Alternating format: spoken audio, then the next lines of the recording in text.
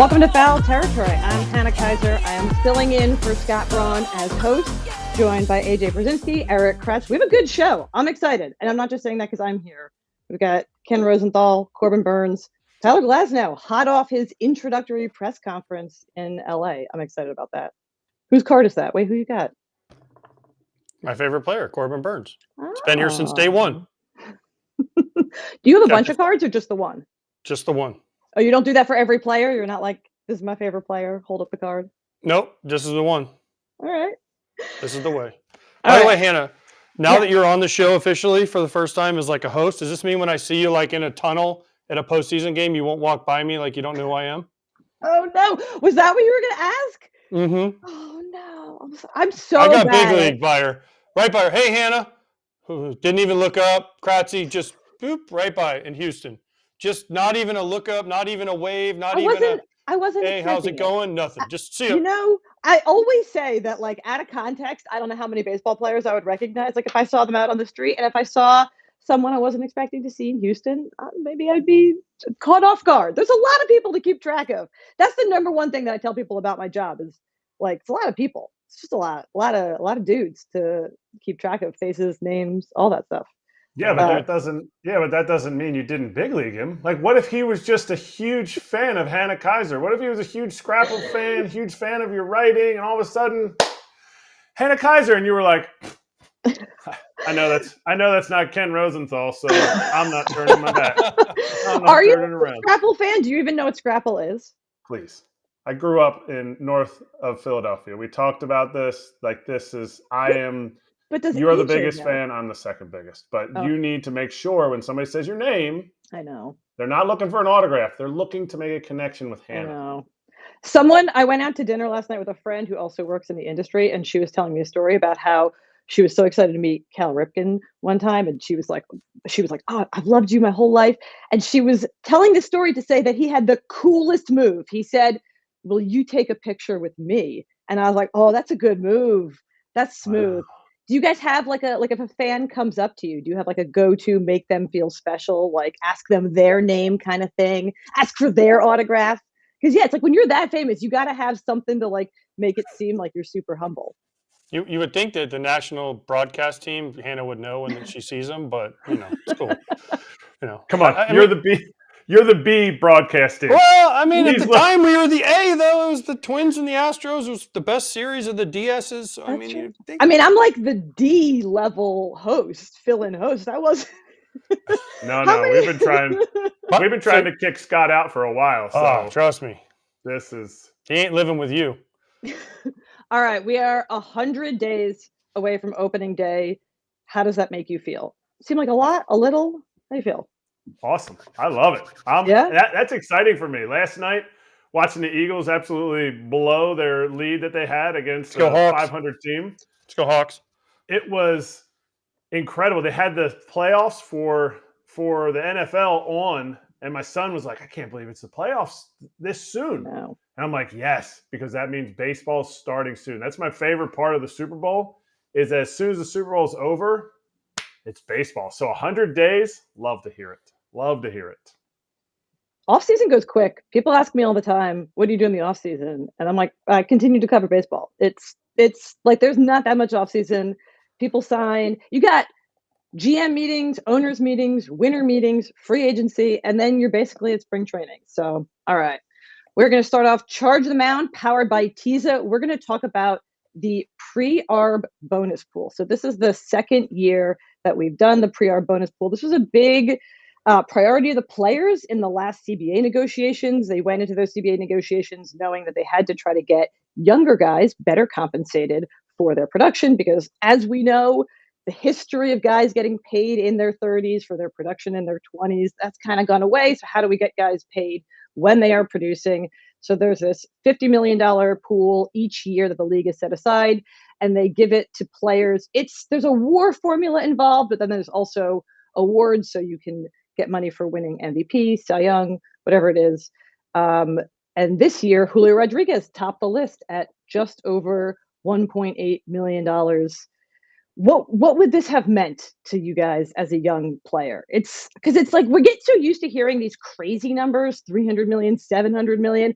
But for these guys who are pre-arb, who are still making, major league minimum or whatever it is that their team chooses to pay them, I like this. This is really cool. Well, the difference is when I was a rookie, the minimum was like $100,000. So these guys are making like $750,000. I mean, listen, if you would have told me, man, after my first year I could have made $1.87 million, I would have been like, wait, what? I mean, it was life changing back then. But Julio Rodríguez and Corbin Carroll, the two guys that made the most, I know they've already signed for like over 100. So there's like, this is just more money. Rushman, I don't know why he hadn't signed. Strider signed. Steele obviously hasn't signed, but the top two guys on that list, they've already signed for big money. So they're just like, I can go out and buy something nice and, do something nice with it. But the other guys, man, it means a lot. Yeah.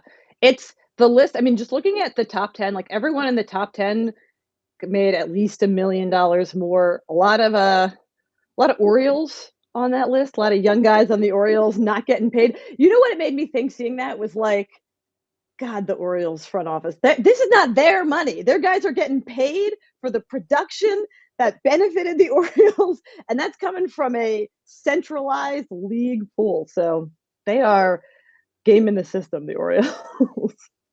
Yes, they are. There is no doubt that they're gaming the system, and it's nice that Julio and Corbin Carroll can buy something nice for their significant people in their families. I mean, it's a nice little bonus. I think it's awesome. It wouldn't have affected me when I was playing, but it's exciting when you see your teammates who formerly wouldn't have been getting called up because of service time manipulation, because of all that stuff. So to me, this is a added bonus. Obviously, the teams are not giving anything away. They're not like, oh, here, we'll pull together $50 million. No, they're getting all this. They're getting I think the Diamondbacks, the Mariners, and the Orioles all get extra picks in the draft also with this. So it's like, wow, it's pretty cool that the owners are dipping into their pocket. No, they're getting picks. They're getting picks for this. I think Cleveland even gets something too for Tanner Bybee finishing in the top 3 in the Cy Young. So it's like, yeah, this is awesome. But don't forget the teams are getting some pretty significant kickbacks too for this.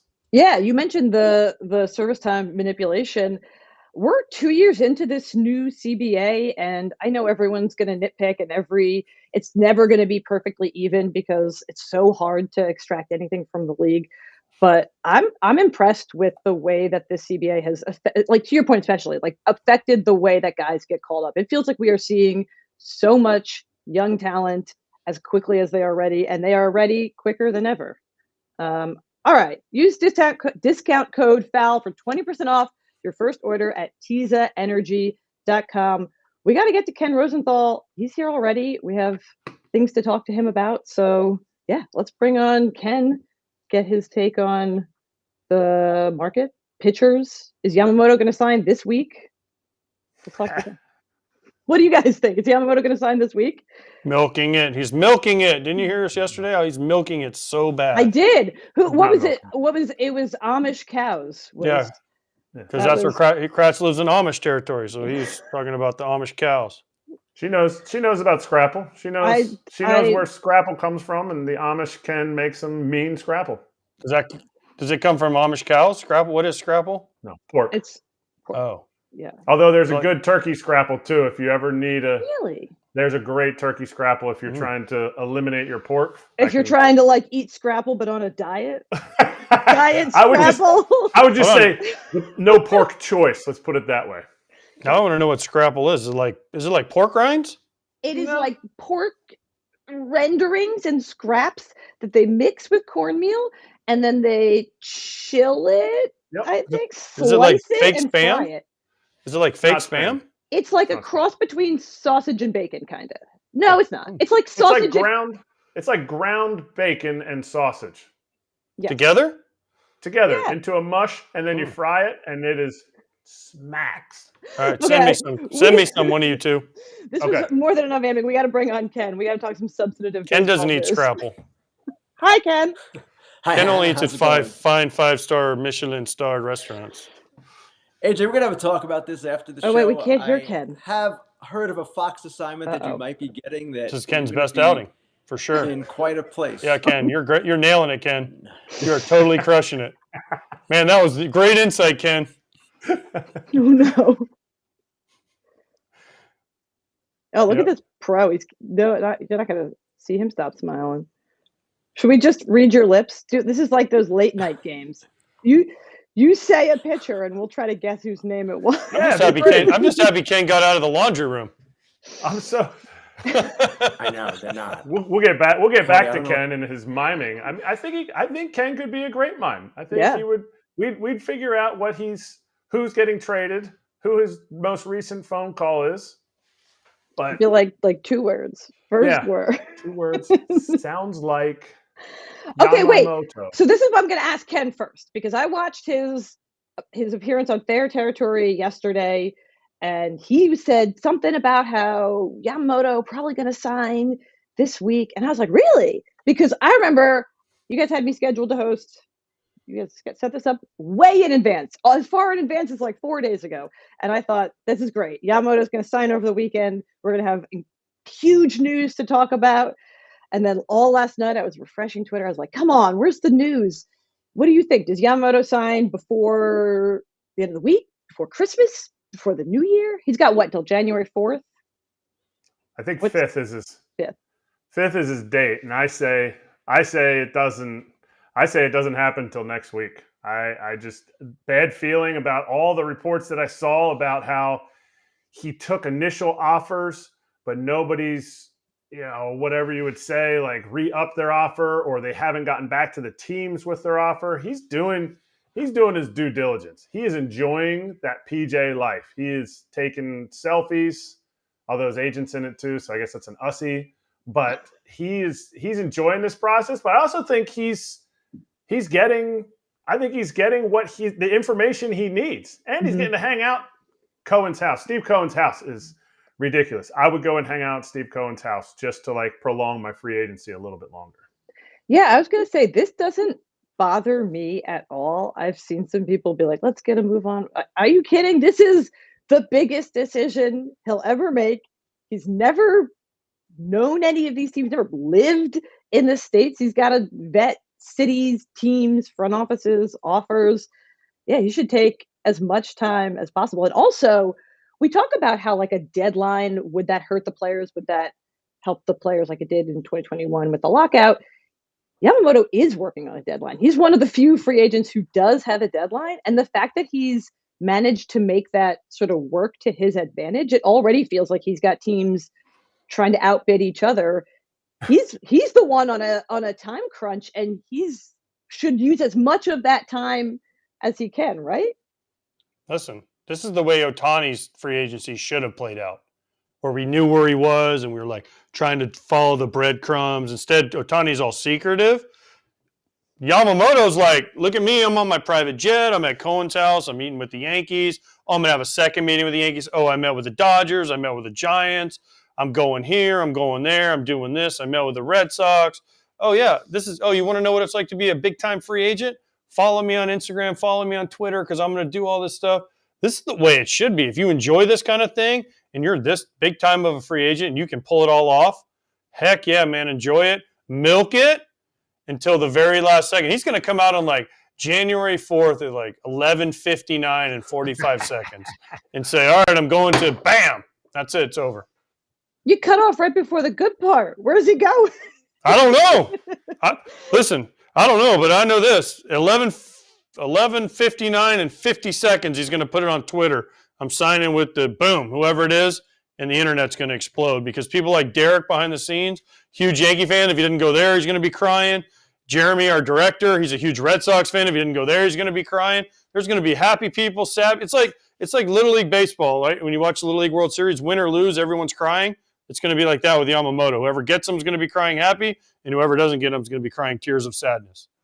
I agree. Even more than Ohtani. Of course, everyone wanted Ohtani, and I'm sure Blue Jays fans were crying on that Saturday when he announced he was going to the Dodgers. But it did feel like there were a lot of fan bases that knew they were out of the running, perhaps.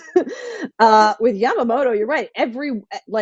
I'm in New York, and I hope it's one of the New York fan bases just so I get to see how the other one reacts to finding out. If it's the Mets and oh gosh, they got the guy that the Yankees were supposed to be the favorites on.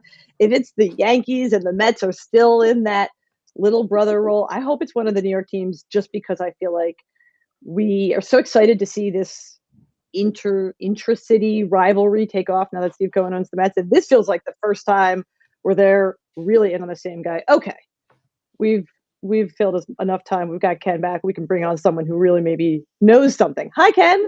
Can you hear us? Can we hear you? I hear you, Hannah. Do you hear me? Yes. Yeah. All right. AJ's mad. AJ, I believe me, I heard all your stuff too. Damn it. I heard all. How's it going, everybody? Good. You tell us. Tell us where Yamamoto's going, and we'll let you know how we're doing. I was gonna start easy with when. When is Yamamoto going? Originally, I was thinking this week, and it still could be this week, but I'm not totally convinced it's going to be this week. And keep in mind, his 45-day window lasts until January 4th. Now, I don't expect it's going to take that long. No one does. But this is a player who is not familiar with the American system. He's not like a prospect who comes up following all these teams and aware of each organization. So he is taking his time to learn about each team. That's why the meetings are taking place. And it would seem to me at this point that he has enough information, and it's just a matter of who makes the best offer. But I'm not sure it will be this week. It certainly sounds like it. I think that's the goal. I would imagine everyone wants this done before Christmas on both sides. But at the same time, these things do have a way of dragging. So we'll see. Is this indicative to his personality compared to Shohei? I know Shohei was here for 6 years. He's seen the teams, he's seen the cities, but he was very reserved. And I mentioned it yesterday that Adam Jones had said on our show before that Yamamoto loves a Rolls Royce. Like, he likes nice things. So is this more indicative of his personality where he's like, oh, I want to get out there. I want to kind of be seen a little bit and see what I'm about to get into? Eric, you nailed it on the personality. He's almost the anti-Ohtani. He is I don't know if gregarious is the right word, but he enjoys the spotlight. He likes that. But I will go back to what I said in the previous answer. It seems to me it's more of a learning process than, hey, show me how great your house is, Steve Cohen. He needs to get to know these people. He doesn't know any of them. So he's kind of wanting to just get a little bit more familiar. And you guys know this. One meeting can tell you only so much. Two can only tell you so much as well. But that familiarity, from what I understand, is what he's seeking. A greater familiarity than what he had, of course, all those years in Japan. Ken, you like, as this drags on, it feels like the numbers go up and up and up of how much we can maybe expect him to see. And I'm curious, it's crazy in some ways to think about a $300 million contract for someone who's never played in Major League Baseball. You see people say that all the time. So I wanted to get your perspective, just as someone who's been covering the league for so long, on how we've seen teams, their confidence in international players grow. Like, how is it that we're at a point where someone could get a $300 million contract in their first time coming over to the States? How are teams evaluating international players, and how different is that from maybe when you started out? Hannah, it's a really good question. And, Saris of The Athletic wrote about this, I believe it was last week. And he basically said, with all the technology now, all the things that teams use to measure pitchers, that helps in the process. That gives them a greater confidence that Yamamoto's splitter is this, his fastball is that. We know what his pitches look like. We know how they play. So that is part of it. But at the same time, there has always been an obsession with the younger Japanese pitcher. I mean, always. This is going back 20 years. Go back to Matsuzaka in 2006. He was turning 26, and the Red Sox paid $51 million for his rights and then gave him a 6-year, $52 million contract. Tanaka was the same thing in 2014. Masahiro Tanaka signs with the Yankees for $155 million. Why the frenzy then? Because he was 25 years old, just like Yamamoto is now. So it seems to me that age is the biggest driver here. And we know how teams are with their actuarial tables. They just love looking at them and drooling over them. And when they get a young guy, they can lock up long term. They're going to try to do it. So I don't know that the confidence has gotten that much greater in the players, but certainly the information and the knowledge has gotten greater, and that is probably a factor here. Is there sleeper teams? Obviously, they wouldn't be a sleeper team if Ken Rosenthal says it. But how is it possible that there aren't sleeper teams that so many people know about? You follow what I'm saying? Like, is there, are we missing something? Are there teams that keep it so close to the chest that even Ken Rosenthal doesn't know about it? Well, that often is the case, Eric. And we know in this case, though, of 7 teams. And they've been out there, the names of those teams: Mets, Yankees, Dodgers, Blue Jays, Phillies, Giants, and I'm missing one, but there's somebody else in there, the Red Sox. So those are 7 of the larger market teams in the sport. Now, we can also eliminate certain smaller market teams that are not going to spend $250 million or $300 million on a pitcher. At least I don't expect them to. But as much as fans like to joke about when writers mention mystery teams, there usually are mystery teams. Now, they're mysteries because we can't figure out who they are, but sometimes it surfaces later, and sometimes there are teams lurking, and yes, they are playing it close to the vest and not revealing their hand at all. But in this particular free agency, I don't know that there are. It seems to me that the teams that are in are out there. We know who they are. They're kind of the obvious teams for a player who is going to cost as much money as he will. Ken, if the teams you mentioned, mainly Yankees, Dodgers, if they don't get Yamamoto, who's next for them? I've read things about this super Yankee bullpen. They tried that before. It didn't work for them. What was it, 2018, 2019 with Britton, Chapman, and all those guys, right? So what's next for the Yankees if they don't get Yamamoto? And what's next for the Dodgers on the starting pitching market if they don't get him? Well, certainly for the Yankees and the Dodgers, they would need starting pitching at that point. The Yankees, in fact, even if they sign Yamamoto, probably will look for an innings guy because of the uncertainties in their rotation. The Dodgers, they can do a number of things, as can the Yankees. At some point, Dylan Cease is going to be traded. Corbin Burnes, I'm not as convinced by. That one seems to change by the day, whether he's going or not going. And then there's Shane Bieber. Maybe Framber Valdez gets out there, though I don't know that the Astros would ever trade him to the Yankees. So there will be options, and there are free agent options, of course, still out there as well. Blake Snell, Jordan Montgomery, and beyond that, Lucas Giolito and a number of others. So it's not as if the cupboard will be entirely bare, but these teams do need starting pitching, and they clearly feel, based on their actions and based on the way the market is going, that Yamamoto is the most desirable. After that, we'll just have to see. The Red Sox are another team, AJ. If they don't get Yamamoto, this is a team that has promised to go full throttle. That's the words of their chairman, Tom Werner. They've yet to do that. Do they turn around and go get Snell or Montgomery? Is that the move? We'll see. Ken, I think you wrote most recently about how if the Mets don't get Yamamoto, that they won't necessarily pivot to another big pitcher star free agent. Do you think that their ambition or lack thereof for 2024 is affecting their pitch to Yamamoto? Hannah, that's a really good question. And I would imagine that they've told Yamamoto, okay, if we sign you, we'll do some other things as well. Maybe not crazy things. There won't be much crazy left to do. But I would imagine they'd be more aggressive in filling out their club at that point. And if you're Yamamoto and you hear this, I don't know that it deters you from signing with them because they have a clear plan. They want to be really competitive in 25 and beyond. They're kind of pointing everything toward that. And Yamamoto fits great because there's not a draft pick attached, so he doesn't compromise their future. And he is so young. But if they don't get him, it's going to be really interesting because their fans, as you mentioned earlier, are going to be a little upset, and they're going to want to see action. They're not going to buy this, hey, let's wait another year, all's going to be good. So I don't know that they'll change their behavior at that point. Maybe they'll be reactive to the fans' disappointment, maybe not. But that is a team certainly worth watching here. Phillies. What is the likelihood that they are actually making an offer to Yamamoto? Because of more of a next year question, Zach Wheeler goes on the market. And now all of a sudden you don't have your 1-2 punch. Is this the sleeper team that could possibly make a bigger splash than, say, the Mets, say the Yankees, those other teams that are at the top of this free agent market?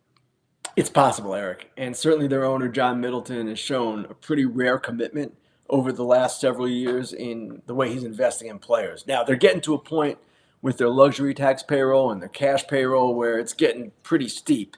And that could factor in here. But they did meet with Yamamoto. They apparently were quite serious and are quite serious. I don't know that they expect to win this, but as I wrote the other day, one of the things they're trying to do here is establish more of a foothold in the Asian market, Japan in particular. And if you meet with Yamamoto and you express a sincere desire to have him, even though they've only had 2 Japanese players in their history, then maybe you're starting in that process to get more of a foothold, more footing in that part of the world. They have increased their scouting presence over there. They've done some other things as well to kind of kickstart it a little bit, but it's something Dave Dombrowski has been talking about and has been focused on. And pursuing Yamamoto fits in that mode, even if they don't get him. Ken, if we just had a comp on our chat that Yamamoto's 25 power stuff for Spencer Strider. Spencer Strider 74 million. Yamamoto's about to get around 300 million. That's kind of crazy to a guy that came up through the ARB system and did all that. That everyone's like, man, Spencer Strider signed this great deal, but Yamamoto's going to come over and get 300 million, which is what, 4 times the 74 that Strider's getting. That's not my question. My question is about other starting pitchers. We had this argument the other day. Blake Snell, where does he fit? Right? Marcus Stroman, where does he fit? Are they all waiting on Yamamoto to sign and then it opens up the other places for these guys? Because if you start looking around, there's not a ton of options for some of these guys if they want the mega contracts that they're looking for. Yes, you're right. And they are waiting, AJ. There's no question about that. Scott Boras likes to wait anyway. And I imagine when the Yamamoto number goes out there, then he has Snell and Montgomery, and he's raring to go, right? With the losers of the Derby. You mentioned Strider versus Yamamoto. Just to address that, the difference is that Strider was not a free agent. He was not even close to free agency. He was part of the normal major league system, whereas Yamamoto is, and subject to bidding for all 30 teams. But as far as the waiting game, yes, it does kind of proceed like that. The one domino has to fall, and then the others can follow behind. And that's what's going on here. Now, I thought actually that once Ohtani signed, things would open up more, but it seems that there's so much tied to Yamamoto. These 7 teams that we've discussed, they're all waiting. And once Yamamoto decides, then they can act, and then other teams will follow in their wake, and things will happen. But for now, I mentioned this on my own show yesterday, only 13 of the top 40 free agents, according to The Athletic, have signed. 13 of 40, and we're almost 7 weeks into free agency. That's a slow pace. All right, let's shift a little bit to probably more 1-year, 2-year guys.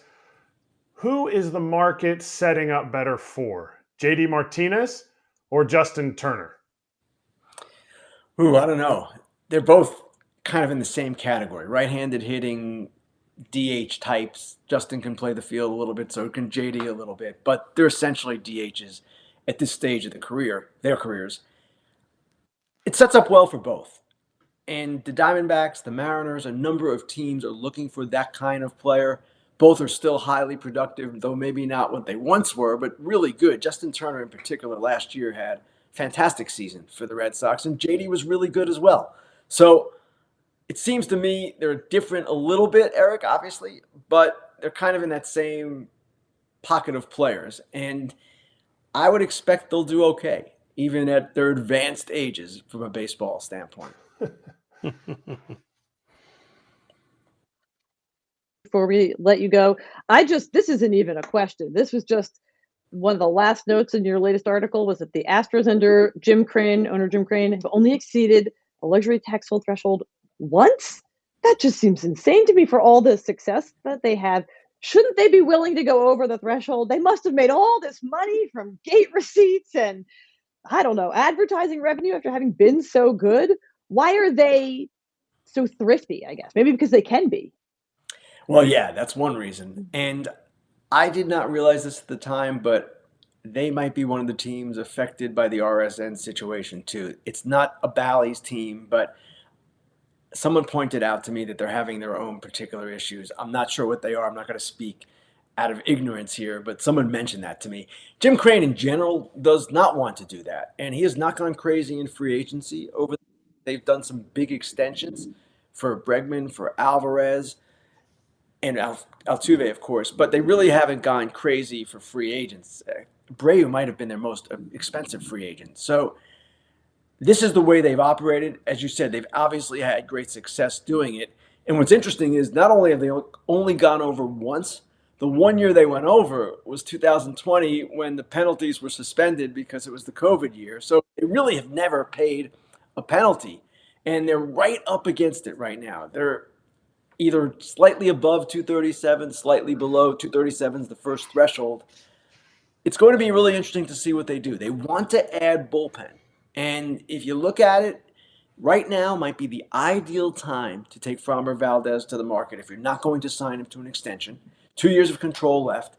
But at the same time, the Astros want their starting pitching intact, and understandably so. So I don't know where they're going with this, if anywhere, but yes, the luxury tax threshold is an issue for them. Ken, speaking of Houston, this past postseason, I did a series Houston and Minnesota, and Hannah Kaiser walks by me, and I say, "Hi, Hannah," and she just big league me. Would she do that to you, or would she actually know who you are if you see her?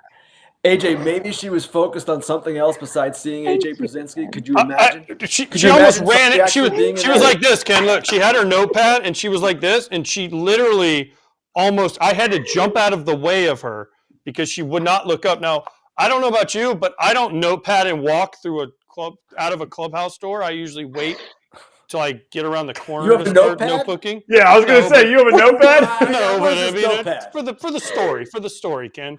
Stop! Don't ruin a good story with the truth, okay? Would she have said hi to you if you said hi, Hannah, or would she have big leagued you also?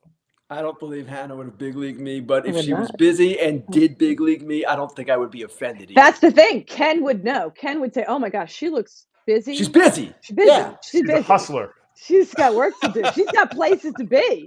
All right, Ken has places AJ, to be, so we have to let you go. My ego would not be punctured by such an. I wasn't punctured. It was just sounds like it. It was just 3 months later. Ken, it was just more of like a disappointment, right? Because I wanted to be all cool. I'm standing there with Adam Wainwright. I'm standing with Adam Amin, standing there with Tom Verducci, and I'm like, oh, I know her. She's been on my podcast before. Oh, hey, Hannah. Nothing. So then Waino's like, oh, you guys are tight, right? And then Verducci writes a story about it.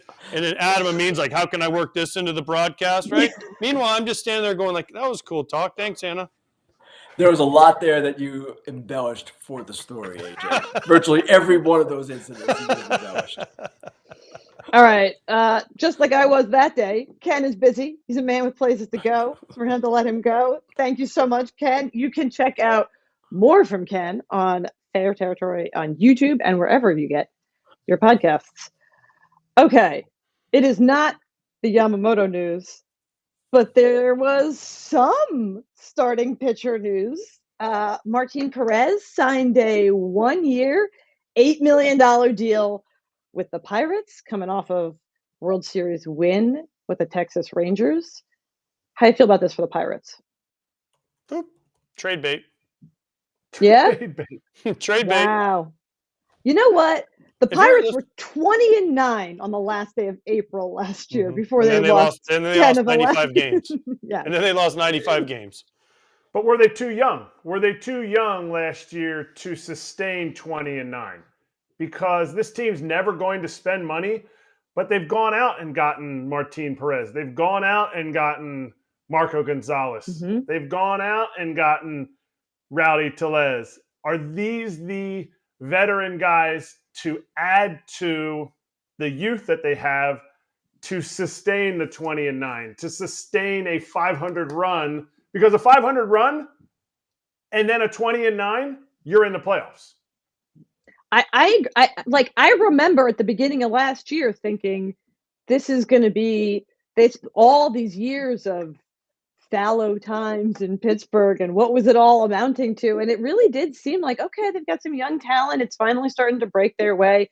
I agree. Whether it proves to be trade bait or, all right, we got some veteran guys in here who know what they're doing. It's at least a good move for them to make this offseason. Yeah. But remember, they had Jose Quintana. They had Carlos Santana. Right? What happened to those guys? Yeah. See you, boys. Right? I mean, this is what we talked about this when we announced, we talked about Rowdy signing. Like, congratulations, Rowdy. If you have a good year, guess what? You'll be in Pittsburgh till June, maybe July. And then guess what? You ship off to a place where you have a chance to win. If you're a veteran guy in a team like Pittsburgh, it's only a positive thing if you have a good year there. Right? If you're Martin Perez, he goes out and he deals, and they're not in it, then he gets traded. And if they're in it, listen, like you guys are all saying, man, this was the piece we needed. And then he hits free agency again next year and can get another big contract. So to me, this is what you look for. If you're not getting, wooed by the big teams, the Dodgers, the Braves, the Phillies, the Mets, the Yankees, then you go to a team like this where you know you're going to get a roster spot. You know you're going to get the pitch every fifth day. You do well. And in the back of your mind, it's always like, oh, man, I got a great shot to get traded to a contender. I can live anywhere for 3 months. That's true. I was going to ask, do guys who sign these kinds of deals, is there hope that they get traded? Do you want to be trade bait so you can end up on that contending team without having to have them want you in the offseason? Well, you'd like to be it to be both, right? You'd like to go to Pittsburgh and then be the piece that makes them a contender. But if not, there's always the possibility that you get traded to the contender. So you basically, if you're doing well, it's a no-lose situation for a guy like Martin Perez, Marco Gonzalez, Rowdy Tellez, because they have both options. And we just showed that tweet. He's been good over the last 2 years with Texas, 22-12. I know we don't care about wins. The last 2 seasons, 3.54 ERA. Also, he got, what my Martin Perez thought is that all postseason, people were talking about how there was nobody on the Rangers from the last time they made their postseason run, but there just wasn't on the Rangers continuously. He got gypped from that storyline of people who were still on the Rangers. Also, that's actually, that's another thing I wanted to ask you guys for your player perspective on, which is there anything to this idea of a guy who's been around winning? You're going to a young team potentially, and you're coming from the World Series champions. Is that experience valuable? Is that something you can impart, whether it's motivation or whether it's actual sort of on-field advice for how to win? Is there value in having guys who have been on winning teams come to a team that hasn't won in a really long time? Yes, absolutely. You got to put young guys around winning, because 20-9 last year, you start out that way. You're in May. You're like, whoa, we're doing this. Like, we dominated in AAA. We're going to dominate here in the big leagues. And then it starts to go bad. And then you're like, well, this is weird. I don't really know how this goes. And by the time before you know it, you're on a team full of young guys that's sitting there in September and going, oh, great, again. Like, if we don't have a lead, Bednar's not in the game, and I just don't know if we can come back. But when you have veteran guys who have won, and I think Martin Perez is an awesome pickup because of his, durability, his ability to get out there on the mound and give you what he has. His stuff isn't what it was when he was originally in Texas, but he was a 2022 All-Star. So this guy has done it recently, and he's put it together. They're going to see him every single day, no matter if they just lost 4 in a row and it's his start. He's going to go about it the exact same way. And that's the kind of stuff that I think is going to be invaluable, and you're not going to be able to say, oh, yeah, this was the thing, unless Mitch Keller comes out in 5 years when the Pirates win the World Series and go, man, Martin Perez, that 1 year when he came over, he really showed me how to be the same guy every single day. Because that's how you win. That's how you win a World Series in a 162-game season. Martin Perez is going to play 32 games max for the Pirates. And that is on an unbelievable season for him. He's not traded. The team is doing well. He stays healthy. But all that develops winning, that without veterans on your team that are able to show that, there's no way you learn that. And now they're starting to learn that.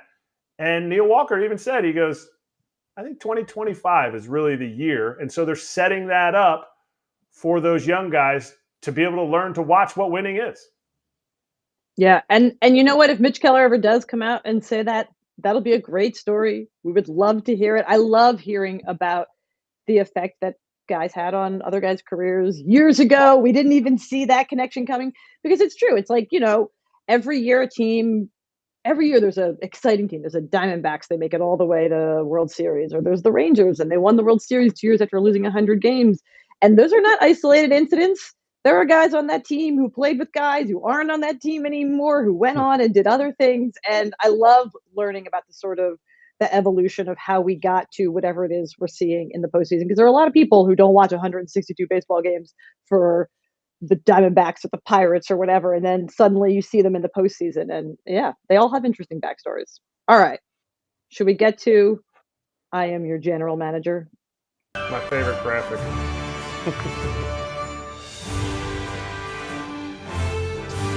Okay. The wheel will land on a different team each time. When it is your spin, you pick the move that the team it landed on. If you were the general manager, the move you would make this offseason. Also, whose idea was it to make that Star Wars themed? Oh, she knows who it was. Who's going? Quick. Eric, this is your move.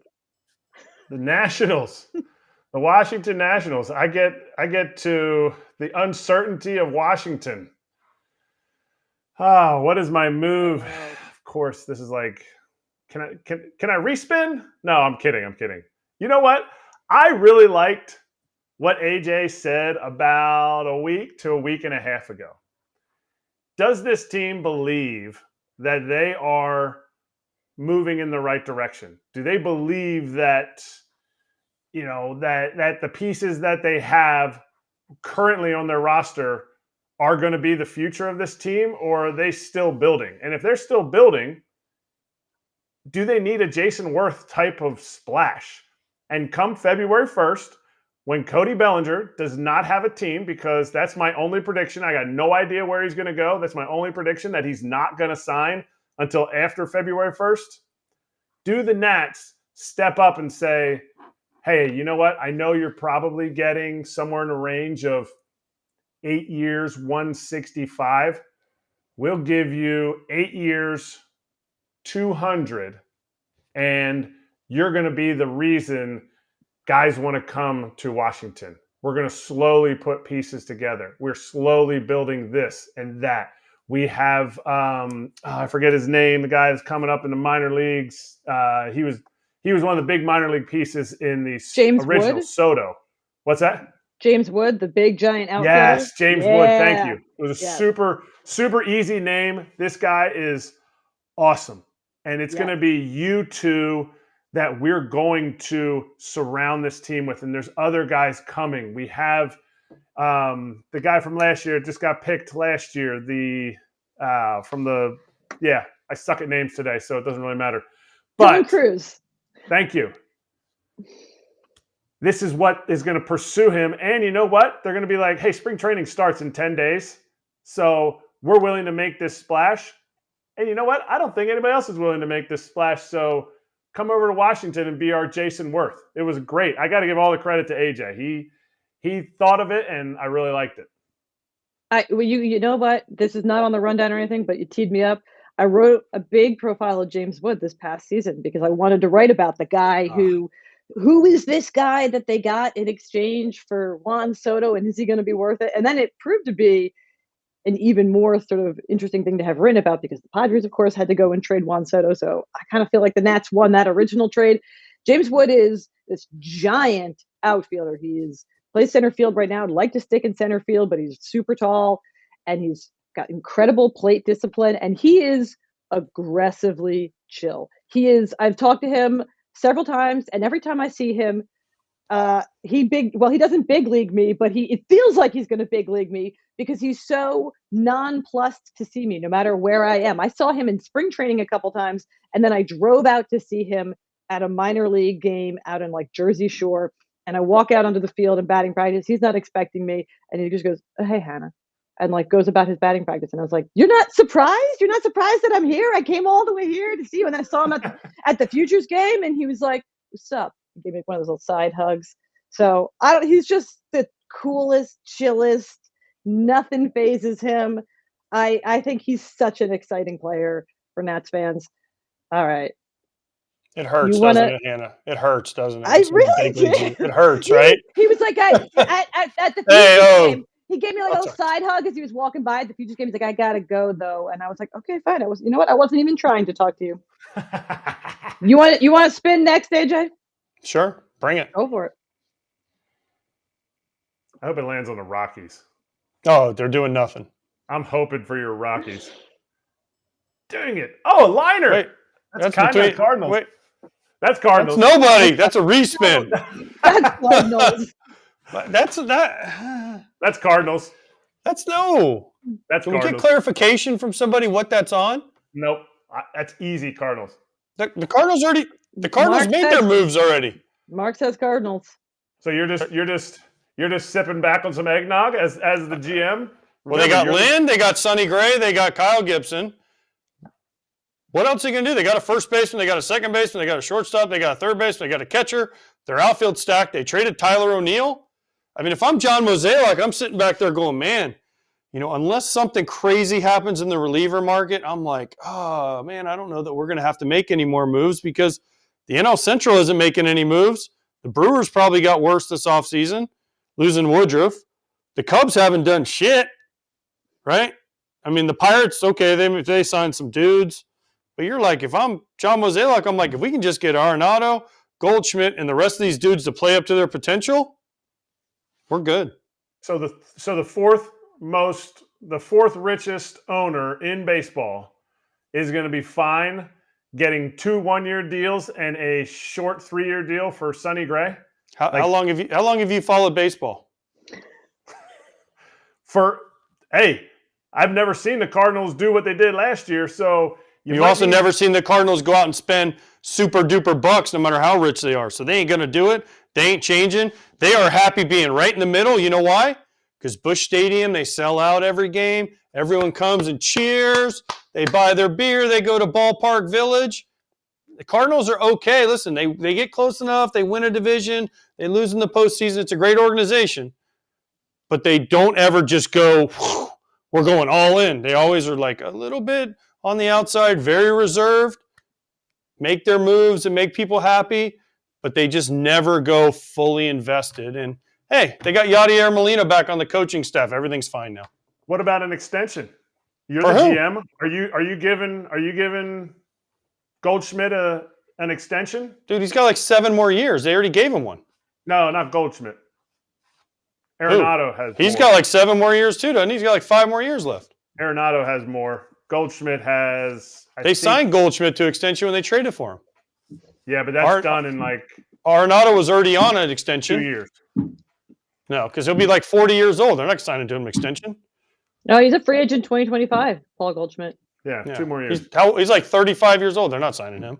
That's a $130 million 36. player. They have Arenado. He's a $200 million player. Yeah, but okay. And then they have Wilson Contreras. How'd he do? He's a DH outfielder for a minute. Remember that one whole trick? Yeah, for 9 days. Yeah, remember that old one? They deserve to have him do. I was like, that poor William Contreras. But what did John Mozeliak say they needed? Pitchers. Mm-hmm. What did they go sign in the first 2 weeks of free agency?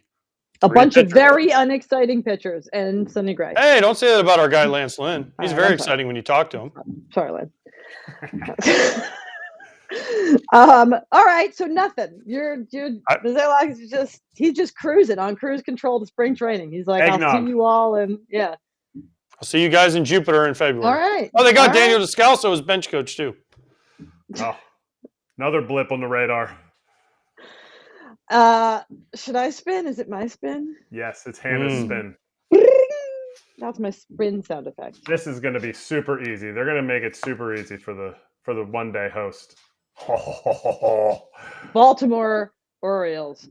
Okay, I have seen people say that they're going to trade for a pitcher, all these pitchers on the trade market. Wait a minute, this is so rigged. Hold up. Why don't they spend for a pitcher? Yeah. Who spin this wheel? You get an easy one in the Orioles, and I got the Cardinal/Padre, middle of the road. Continue. Okay. All right. Well, I will let you give your Mike Elias. You could be Mike Elias for 30 seconds as well after I'm done. Here's the thing.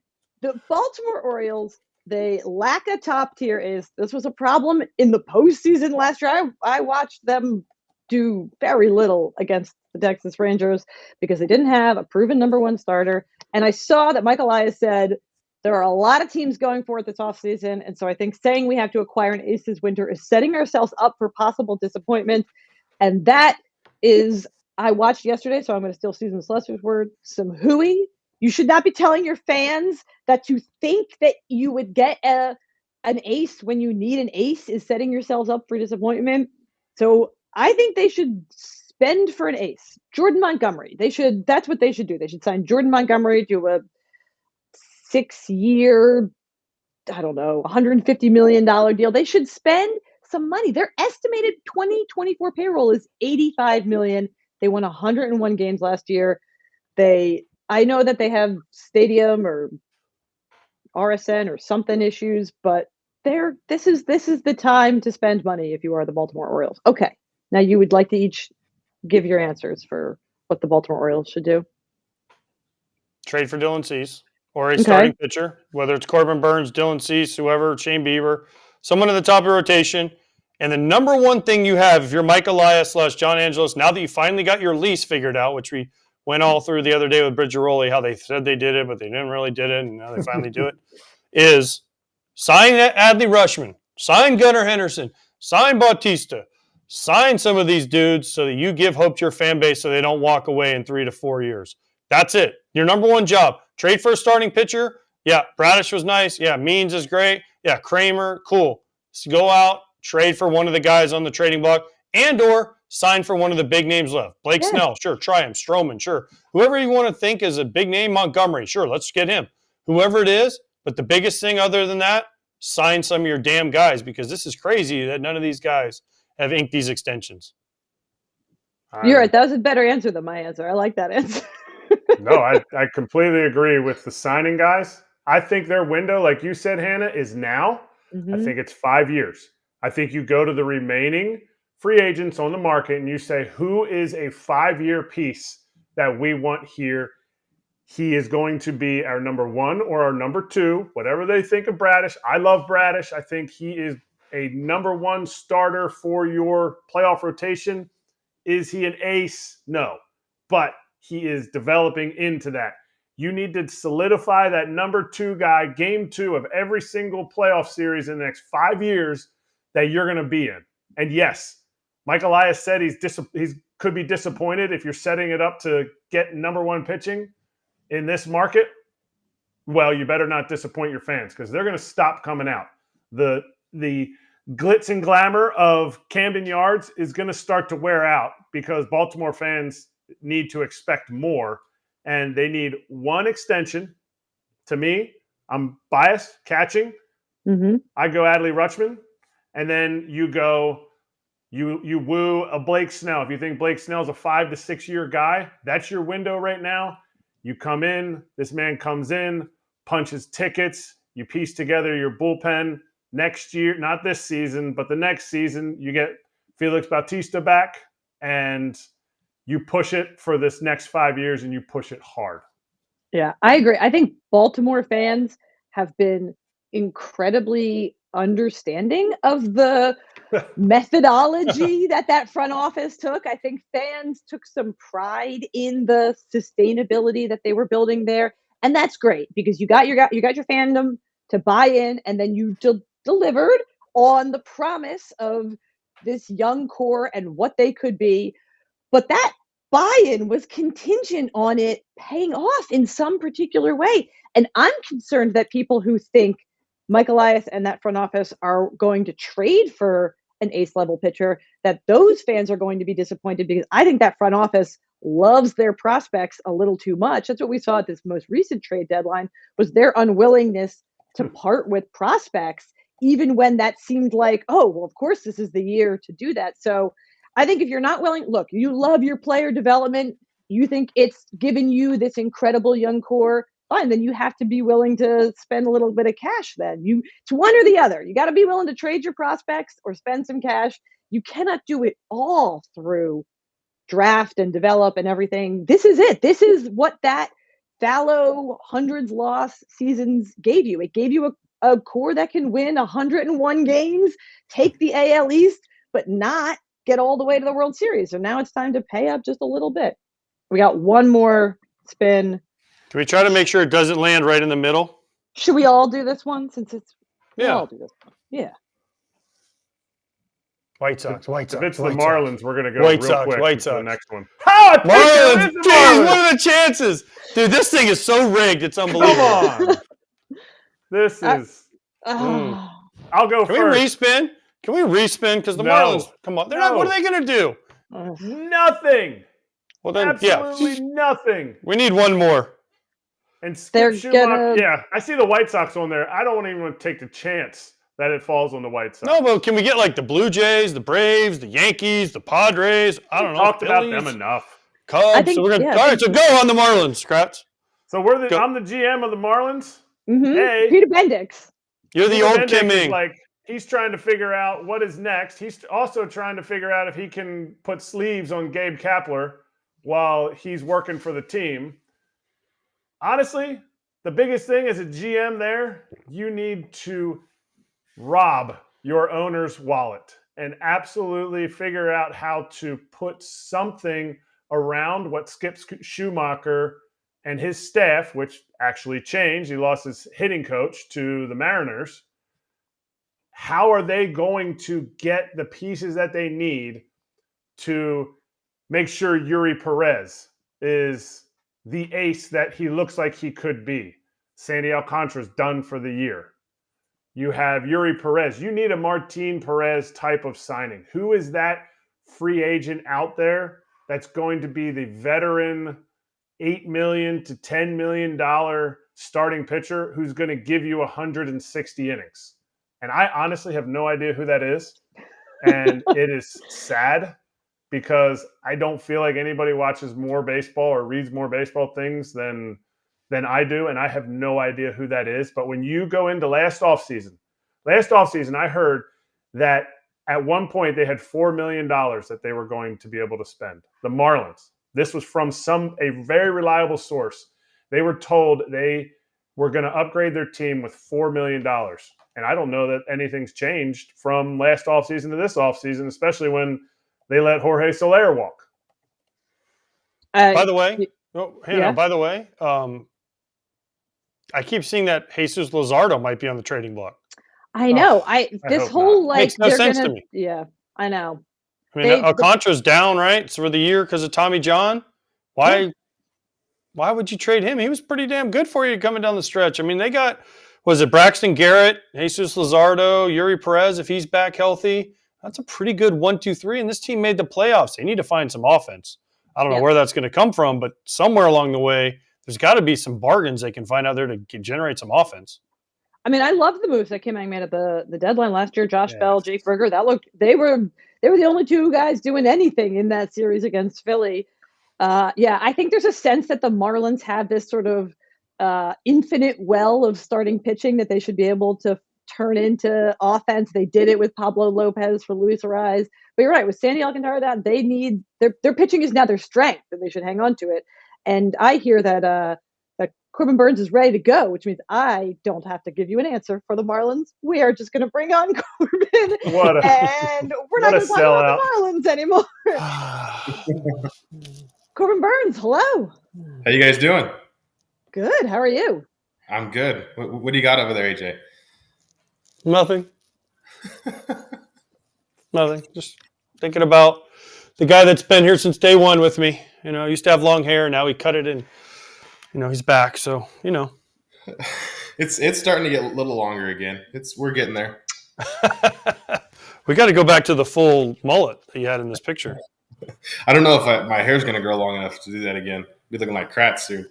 What? Oh, Let me see them. Let me see them power alleys. Let me see it. Looks like Kaufman. Like they're getting there. Whoa. We're close. That's okay. You have good friends in your life? Yeah, my wife tells me it's turning gray too, so I'm almost there. Oh, I love that. That's what you need. You need friends in your life. If people have bad haircuts, you need to give them a hug because it means they don't have friends in their life. Like you need a friend to tell you whether you got a good haircut or not. And your hair's looking a little greasy, so I'm glad you're wearing a hat today. Yeah, I don't shower very often, so that's part of it. Burnsy, I got a question for you. The Pirates. Sorry, Hannah. No, I was just going to say, I noticed you're all wearing hats, so I'm not confident in anyone's hair today. I got lots of hair. Hannah. I mean, look at this. Hannah, do you think I'm not wearing a hat? Actually, in real life, I don't wear a hat. This is my show. This is my show here. Yeah, the alter ego. It's my alter ego. Listen, if I'm not wearing a hat, I'm at a wedding or a funeral or I'm on television. That's it. Other than that, I'm in a hat. If I go somewhere where they say you got to take your hat off, I will walk in with a hat, take my hat off. My hair will look like this while I'm eating dinner. And as soon as I walk out, I put the hat right back on. And no, a hat does not make you lose your hair. That is bullshit. Yeah, no. It's because of the minor league. It's because of the minor league shampoo and soap that I had to put in it for all those years when you didn't have real. I'll tell a minor league shampoo and soap story sometime, but not when Burnsy's on. Burnsy, the Pirates just signed Martin Perez, okay, an older guy who 2022 All-Star, like a legitimate pickup for them.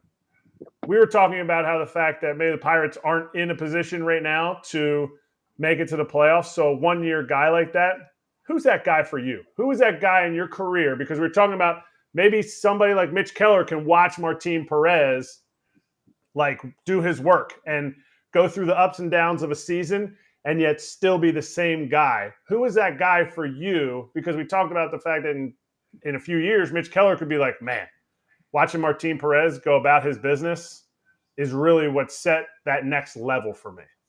Yeah, so we've since I've been in the big leagues, we've been fortunate to kind of always been a team that's competitive and postseason bound. So really the only guys that we've gotten kind of short rental term kind of deals have been in trades.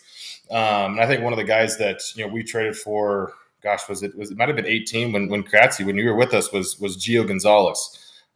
He came over from the Nationals and came from a team that wasn't going to make the postseason. Came to us and just kind of being the veteran guy showed us how to kind of go about his business and took us all to nice show dinners and showed us how much money he had. But it was kind of one of those things. It was a great guy for a lot of us young guys. A lot of us, we didn't really have that veteran guy to kind of look up to. We had some guys that were in the rotation that were good, that were not super veteran guys that have been in the game for a long time. So Gio was kind of that guy, and I know Woody learned a lot from him. I learned a lot from him. Even obviously Freddie. All of us at that time were kind of in the bullpen, kind of wanting to be in the rotation, getting to that point. So he was kind of that guy that I think at 18 was kind of that veteran guy, that veteran presence for us. Yeah, when you used to wear glasses and you used to sweat all over them. That was disgusting. Yeah, that sounds really good then. I'm glad you don't do that anymore. But are you waiting? Are you waiting to see where Yamamoto goes to possibly have your bags packed to head to a new team? How is that? How is this whole process playing out for you? Obviously, you do your workouts, you get yourself ready, and you're going to say, "Well, I'm a Brewer until I'm not." But how is this process different from other off seasons? Yeah, I mean, from the outside looking in, knowing that I'm 1 year away from free agency, it's exciting. It's exciting to see the process these guys go through, the teams that are in on them, the teams that are out on them. It just it's almost a little bit foreshadowing of what's going to happen next offseason with me getting to free agency. But it's one of those times it's a complete unknown. He's probably interviewing 7 or 8 different teams right now, and he doesn't even know. So it's kind of one of those things that you're waiting for that one offer, that one spark to figure out where you're going to play. And then, like you said, then I'm possibly a trickle down effect of that, of a team wanting to trade. Obviously the Brewers, we're going to be competitive. That's kind of just how our team is. We're counted out every year. We're going to be second or third. And at the end of the year, we're at the top. So it might have effect on me. It might not. But only time will tell on that one. Okay, I'm glad that Kratzy broke the seal on asking you about trade rumors because I'm so curious. What is it like? Do you check Twitter? Does your family? Do you tell your friends and family, like, don't tell me if you've seen any rumors? How do you deal with people who want to tell you, oh, I saw a rumor that you could get traded? I just say, you know what? If it happens, it happens. I don't look into it. The most I see is what comes across the MLB app. That's about all I read into it. I've got a almost 2-year-old child that takes up most of my time. So chasing him around in between getting workouts and stuff done, there's not too much time just to kind of sit on the phone and look at stuff. So the few things I see that come across MLB.com are great. But until I get contacted, until I get that phone call that I'm traded, it's all just rumors. And I'm a Brewer until I'm told I'm not. Corbin, I think it's your right shoulder, but yep. This TV thing there's this thing up there. It's this trophy. Mm-hmm. I think it's a Cy Young award. You have a lot of there you go. You have empty blocks. Are those for the next few years of Cy Youngs, or is it just that's you pre-planned when you built your house? That was smart. Yeah, just left the open slots just in case. You got to be prepared. Okay, I like it. So we had Rowdy Tellez, your former teammate, on the other day. He is now in your division. He is now a Pittsburgh Pirate. Are you going to hit him? And when you do hit him, will you please say it was from me for making up all those lies about me? And then when he tries to charge the mound, whoop his ass for me. He'll get hit for sure. That's when I saw the news. When I saw the news, I texted him a GIF of a hit by pitch, and he was like, "Oh, my hammy is going to hurt that day." So he's already preparing the excuses and pulling the chute. So no, it'll be different. It'll be different seeing him in a different uniform. I don't know how he'll look in the black and yellow. Probably not as good as the blue and yellow, but can't really say that he looked good in the blue and yellow anyway. So we just kind of. We'll play it out. I tell him every year in spring training the last couple of years that I'm going to hit him with a cutter in the back shoulder. I got to work on the cutters up and in, and haven't done it yet. But now that he's on another team, he's not a teammate, so I can just go ahead and do it. Yeah, for sure. But you don't have to hit him because Freddie said he's going to hit him. Freddie was on the other day. He said, "Oh my goodness, Rowdy!" He said, "Oh yeah, maybe right here, yeah." So Freddie will take care of it. What feels better as a pitcher? If there's truly, obviously we're joking about Rowdy, but now you're in Rowdy's head, so he's not going to be able to do too well, so you've already eliminated that. What would feel better if you had a guy that you were like seriously pissed about? What would feel better? Throwing that cutter at 98 up and in and just absolute shattering his bat and leaving his thumbs in the box, or punching his ticket twice in the 2 at-bats that you get to face him? Punching the ticket on the backdoor cutter for sure. Like a watching, like a looking. Yeah. I don't know. Really? I think bat. Oh, dude, broken back, ground ball to the pitcher. You pick it up, and Rowdy's trying to go to first. He's like, my hand, I broke my finger again.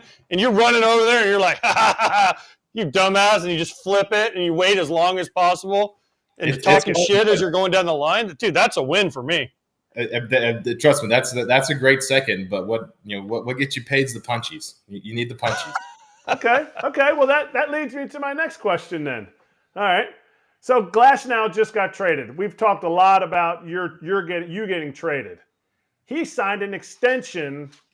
Like the trade had to go for it to go through. He had to sign the extension.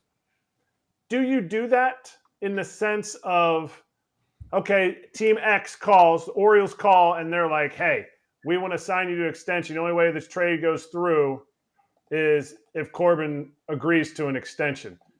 Have you thought about that? Is that something that your agent and you have talked about? And do you know what that process is? Because it seems like it's a quick turnaround. Yeah, that's I was kind of surprised when you obviously you first heard the rumors of the Glasnow trade, then how quickly an extension came together. And usually you hear about extension talks being 3-4 months long, a year long before they eventually come together. So that's I was surprised that it came together that quick. But obviously he's from LA. He wanted to play for the Dodgers, so they gave him an offer he couldn't turn down.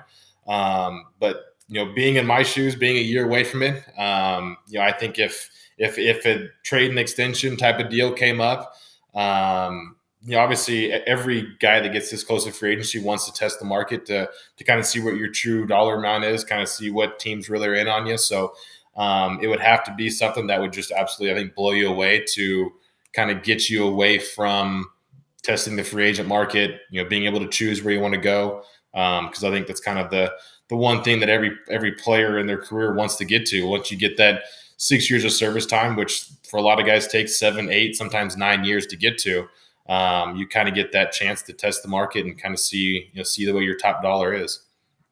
Who do you feel like you compare to in the free agent market? Because next year it would be, if you don't sign an extension type of thing, it would be you and Zach Wheeler would be the top of that market. And this year you have 2-time Cy Young Award winner Blake Snell. He's going to sign. Jordan Montgomery, no-time Cy Young Award winner. Glasnow just did what he did, no-time Cy Young Award winner. And Aaron Nola. So do you look at their figures and say, I can do more than that? Or are you sitting there going, okay, Zach Wheeler, I see what you've done, but I got this thing right over my shoulder. Yeah, I mean, I think you're always comparing yourself to guys that are out there. Obviously, the biggest pitcher deal that we've seen so far is Garrett Cole a couple years ago, and he's a guy that's obviously been at the top of the game and done well for so long. And the guys you rat off this year have been great arms that have done well. But I think if you're anyone sitting in my shoes or the shoes of those guys that are getting ready to get signed, you're trying to get the top dollar. You're trying to convince every team that you're the best pitcher that's out there, and it's going to be nothing different when I get to free agency next year. I'm going to go out there and do my thing this year and try to convince a team next year that I'm worth top dollar, and hopefully there's a couple teams that are bidding and can get that dollar figure up. But you never know what can happen until it's your time to get to free agency and see what teams are going to go crazy, because you have some teams that are going to like you more than others and willing to pay a little bit more than some teams that aren't. So, but definitely I'm going to go out there and do what I can to be the best pitcher that's out there and be paid likewise. And a lot of it's going to come down to how much that offers. Of course, that's what you want to get to free agency, see what the biggest number you can get is.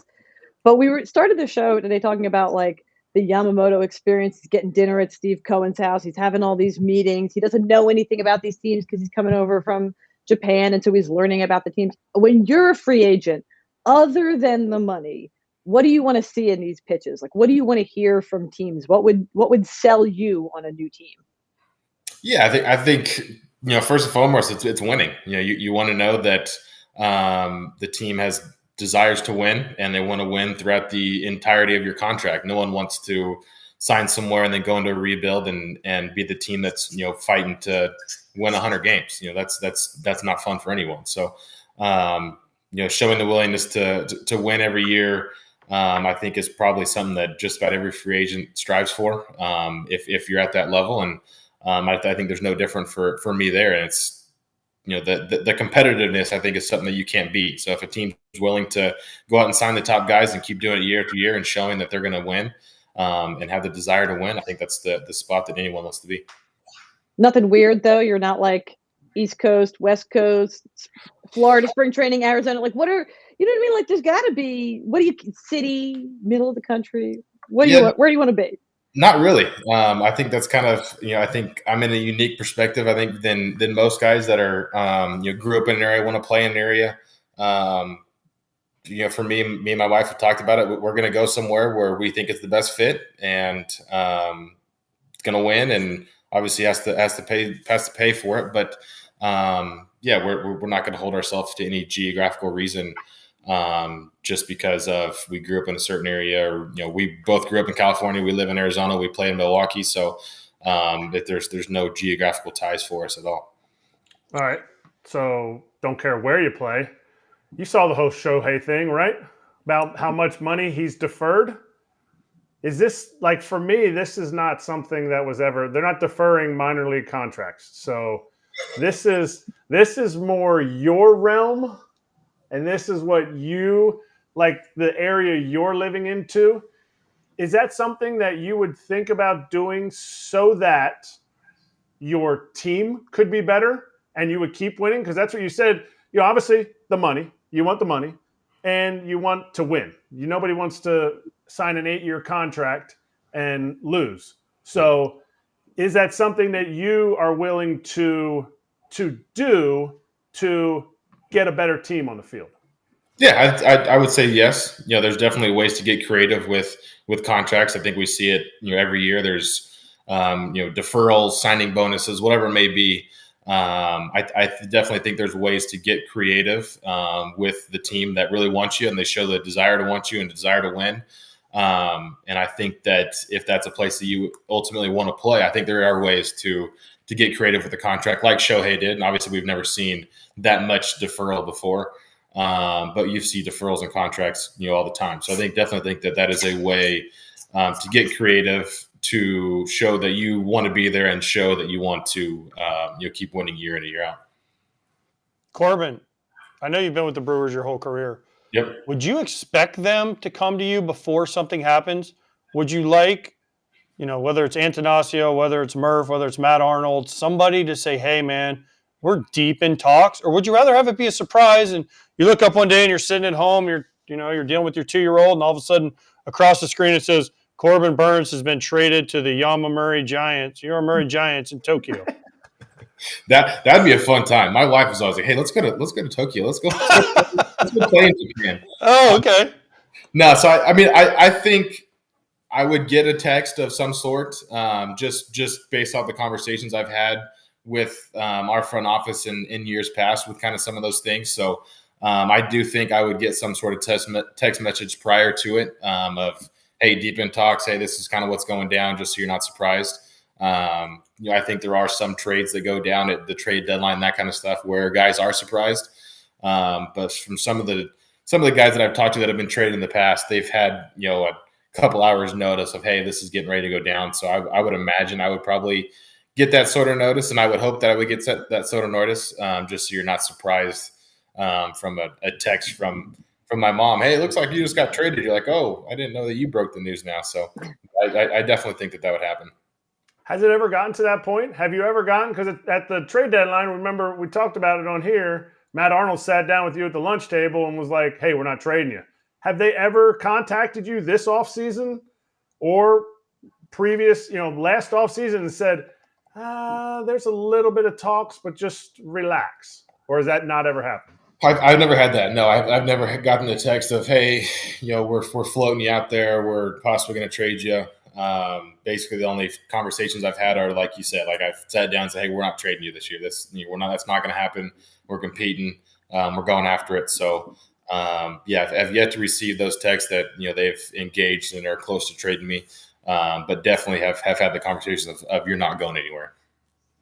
Corbin, you are arbitration eligible this time for the last time. We know how last time went. Are you going to go at the Brewers and say, listen, bitches, we made the playoffs because of the way I pitched this year, so pay me more?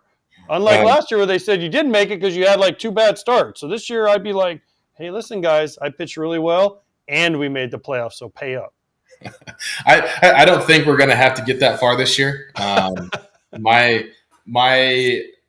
prediction is that we get to a point where we don't have to do that. I don't think either side wants to do that again, obviously with what happened. So I would predict that we will probably get something done before that, but we are prepared to go to a case if need be.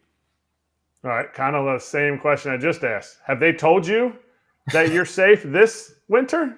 Have they, because they told you at the lunch table, Matt Arnold told you, have they told you you're safe this winter? I have not gotten the text saying that I'm not being traded this winter. Just basically what's been told in the media is kind of what I think it was the winter meetings when they said that they think I'll be the opening day starter come 2024 for the Brewers, but I haven't received the text that I'm not going anywhere. When do you get this arm? When do you get that arm cranking? All right. I mean, we're at December 19th now. When does that thing start loosening up? She's cranked. She's full go. Off the mound? Oh yeah, always. So you stay off the mound. There's not like a down period for you. So the first 3 days I played catch, I didn't get off the mound, but I got the turf mound in the backyard. I play catch out to about 150 feet out back, and then finish on the mound. And who's playing catch against you? Because I say against you because when you throw, you remember I used to in 19. I remember spring training, like you were coming out, glasses were all fogged up, and you don't play catch with Corbin Burnes. You play catch against Corbin Burnes, and he is full go. So who's out there catching them Johns? No one. The net. I try not to kill anyone in the off season, so I got the net. All net. I've got the stand-in hitter. He does get beat up from time to time. I've got Rowdy's picture taped to it right now, so I'm working on the cutters in. So that's that. But the stand-in hitter does get beat up quite a bit. But yeah, just the net. Really? You got You don't throw. teach I the can't 2-year-old to catch. I can't believe you don't have somebody catching you. You can't find like a high school guy or somebody to come over.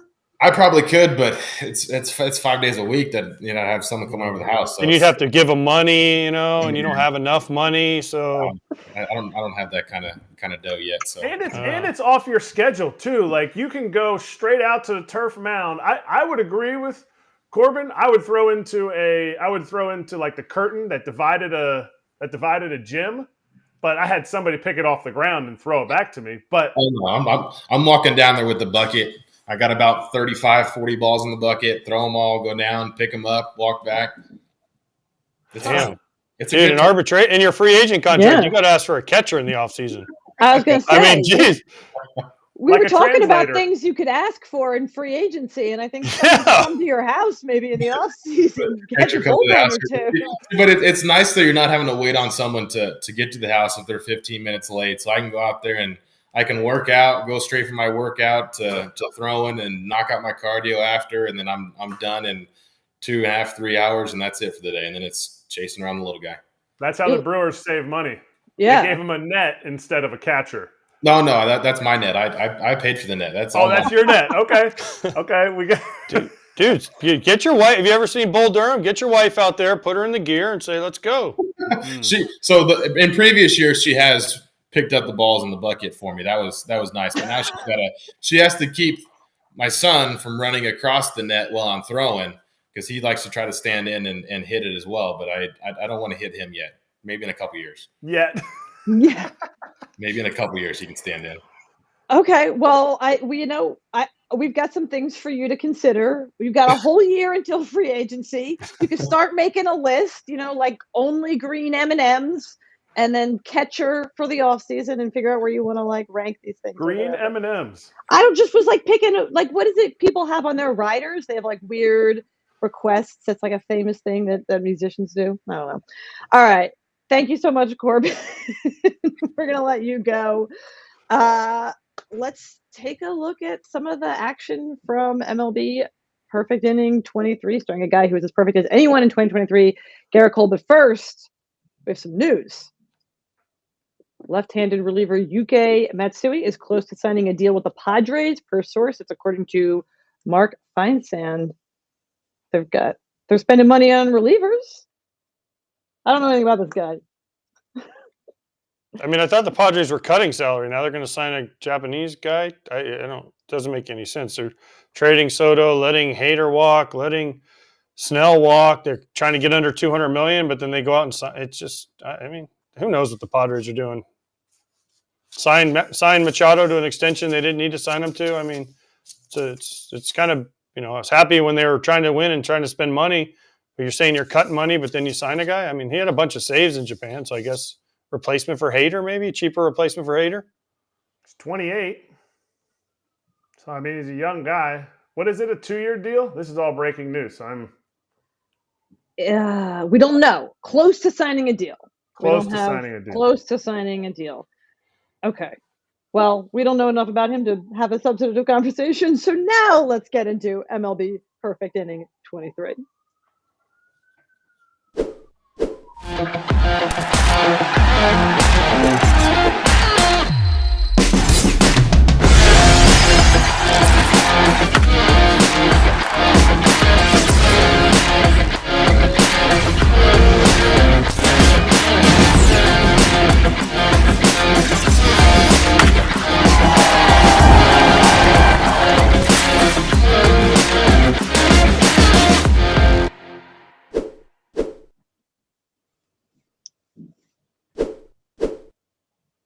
Okay, so it's a slow developing free agent market. Seems like we had Ohtani holding everybody up, and now we have Yamamoto holding everybody up. But after Yamamoto signs, where do we think the other pitchers will go, and how will that sort of play out? We've got a lot of pitchers still out there. Giolito, Hader, Snell, Stroman. How do you see the trickle effect, I guess, of the Yamamoto signing playing out? Has it been slow, though? Because some teams, like we talked about, the Cardinals jumped on the guys they wanted early. That's fair. Right? So some of the top guys, usually certain agents, clients out in California that usually has some big names, some guy named Scott, he usually holds up the market as much as he can because he tries to play it out until the very end. So I don't know if it's been that slow. It's just that the anticipation for Shohei was so much, and now the anticipation for Yamamoto is so much. But we've had guys come off the board. Let's not forget Eduardo Rodriguez off the board. He was a pretty highly ranked free agent. He's gone. I mean, some of these guys are off the board. It's just because of the waiting game with Shohei not knowing anything, and now Yamamoto hearing all this stuff, so everyone gets excited. But yeah, there's still names out there. But again, Bellinger's a Boris guy. So some of these Boris guys, they're not going to sign very quick. You know what? You're right. I don't like that I said that. I agree with you. I think that fans like to say, "Oh, it's a slow developing market. They're taking their time." But you know what? You're right. I shouldn't have set you up that way. It is a developing market. It will happen at the pace that the players are comfortable with. Everyone should play out their free agency the way that they want to. And yeah, you're right. Let them take their time. I think the next piece is money. I think Jordan Montgomery is going to sign, and I think it's going to set up a situation where Snell's 2 Cy Youngs are going to price him higher than Jordan Montgomery. But I think Monty's going to sign, and I'm going out on a limb, and I'm saying that the Red Sox are going to sign him. And I don't know why this is. I think I have him down at 152. I think he's going to get 6 to 7 years at 152. But I think Blake Snell is going to look at that and say, well, I have 2 Cy Youngs, so it doesn't really matter what Jordan Montgomery does or doesn't do. And I think he's going to go to the Giants, because I think at some point here, because we had some, 1-year guys now with Martin Perez and Lance Lynn and Kyle Gibson, the 1-year guys from here, and then Yamamoto is clearly the top up here now that's left. You're going to sit there and you're going to say, holy cow, crap, we didn't pick up, if you're the Reds, you're not the Cardinals, you're the Orioles, you're the Yankees even. I think it would be interesting to see a guy like Marcus Stroman sign a 1-year deal with the Yankees. I don't think if they lose out on Yamamoto, I don't think they're going to go and get another starter because of this whole bullpen idea thing, and they're just going to start picking up bullpen pieces. I still don't think they get Hader. I think they get like the Jordan Hicks and that. But I'd like to see a New York native, come to another prove-it type of season with Stroman and sign with the Yankees. Okay, so Stroman, that sounds great, but he's not really Yankee type of player, is he? Like, they don't normally sign the guys that are out there doing all this, and maybe they need that. Maybe they do, but that's not really a Yankees type. He's already been to the Mets, and they didn't bring him back, right? They got rid of him. They gave him a qualifying offer. Yeah, but they didn't re-sign him. They didn't re-sign Stroman. So, to me, Stroman doesn't fit there. Now, Giolito maybe is, if we, like Ken mentioned earlier, an innings eater type of guy. That would be a Lucas Giolito. He makes all his starts. He gives you, he gives you innings. That type of guy. He's not going to wow you with the stats. But yeah, Stroman, as far as for the Yankees, I mean, yeah, I'm sure he'd love that, but I don't know. I just don't see that, because it's not really, as they say, the Yankee type of guy. They like the more quiet, do your work, Derek Jeter, Aaron Judge, DJ LeMahieu, Garrett Cole, stay in line, don't rock the boat kind of guy. Okay, but have you ever heard Brian Cashman yell at reporters like he did this year? Maybe some things are changing. Maybe some energy is changing, and if he's willing to come to the largest media market and promote himself and be the all-star that he was in the first half, that's a huge one-year pickup. I just think Giolito's too long of a deal for the Yankees, and I think it's something that they want to dip into. If it's not a Yamamoto type of 10-year, 8-year signing, they want to dip into the Jordan Hicks type of. Josh Hader just popped up on the screen here. I love Hader, and I think whatever team he goes to is going to absolutely get a stud, but I don't know that the Yankees are going to play at that market, and they're just going to continue to try to feed through everybody's a closer. Oh, wait, no, Clay Holmes is definitely a closer until the sinker's not working because we want a strikeout closer and move on from there. All right, what about Kershaw? He cycled through at some point. We didn't talk about him. What happens with him? Does he just end up going back to the Dodgers like he does every year on these one-year deals, or is this the year he goes to Texas? Is he done? It feels like everything is a possibility. Does he even sign before the season starts? I can't see him in another uniform. I know it's a possibility, but he's a guy. Yes, Texas is a possibility. I know he's from there and this and that. But for me, if you're the Dodgers, he's a Dodger for life. You make sure he stays a Dodger for life. And when will he be ready to pitch is the big question, right? Yeah. Does he even want to pitch? Does he just take a year off because he had the shoulder surgery? I don't know. I just don't want to. Maybe it's the fan in me of baseball and the guy just saying, like, I like this because I never got to stay on one team my whole career, but it is cool when a dude gets to play for one team his whole career. It doesn't happen enough. So I want Clayton Kershaw as a fan and as someone that loves baseball to stay on the Dodgers. Fact.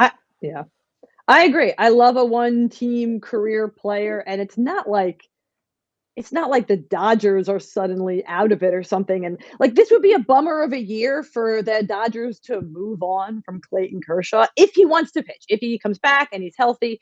He was one of 4 guys last year who made at least 20 starts for the Dodgers. And the only one of the other ones who's coming back is Bobby Miller.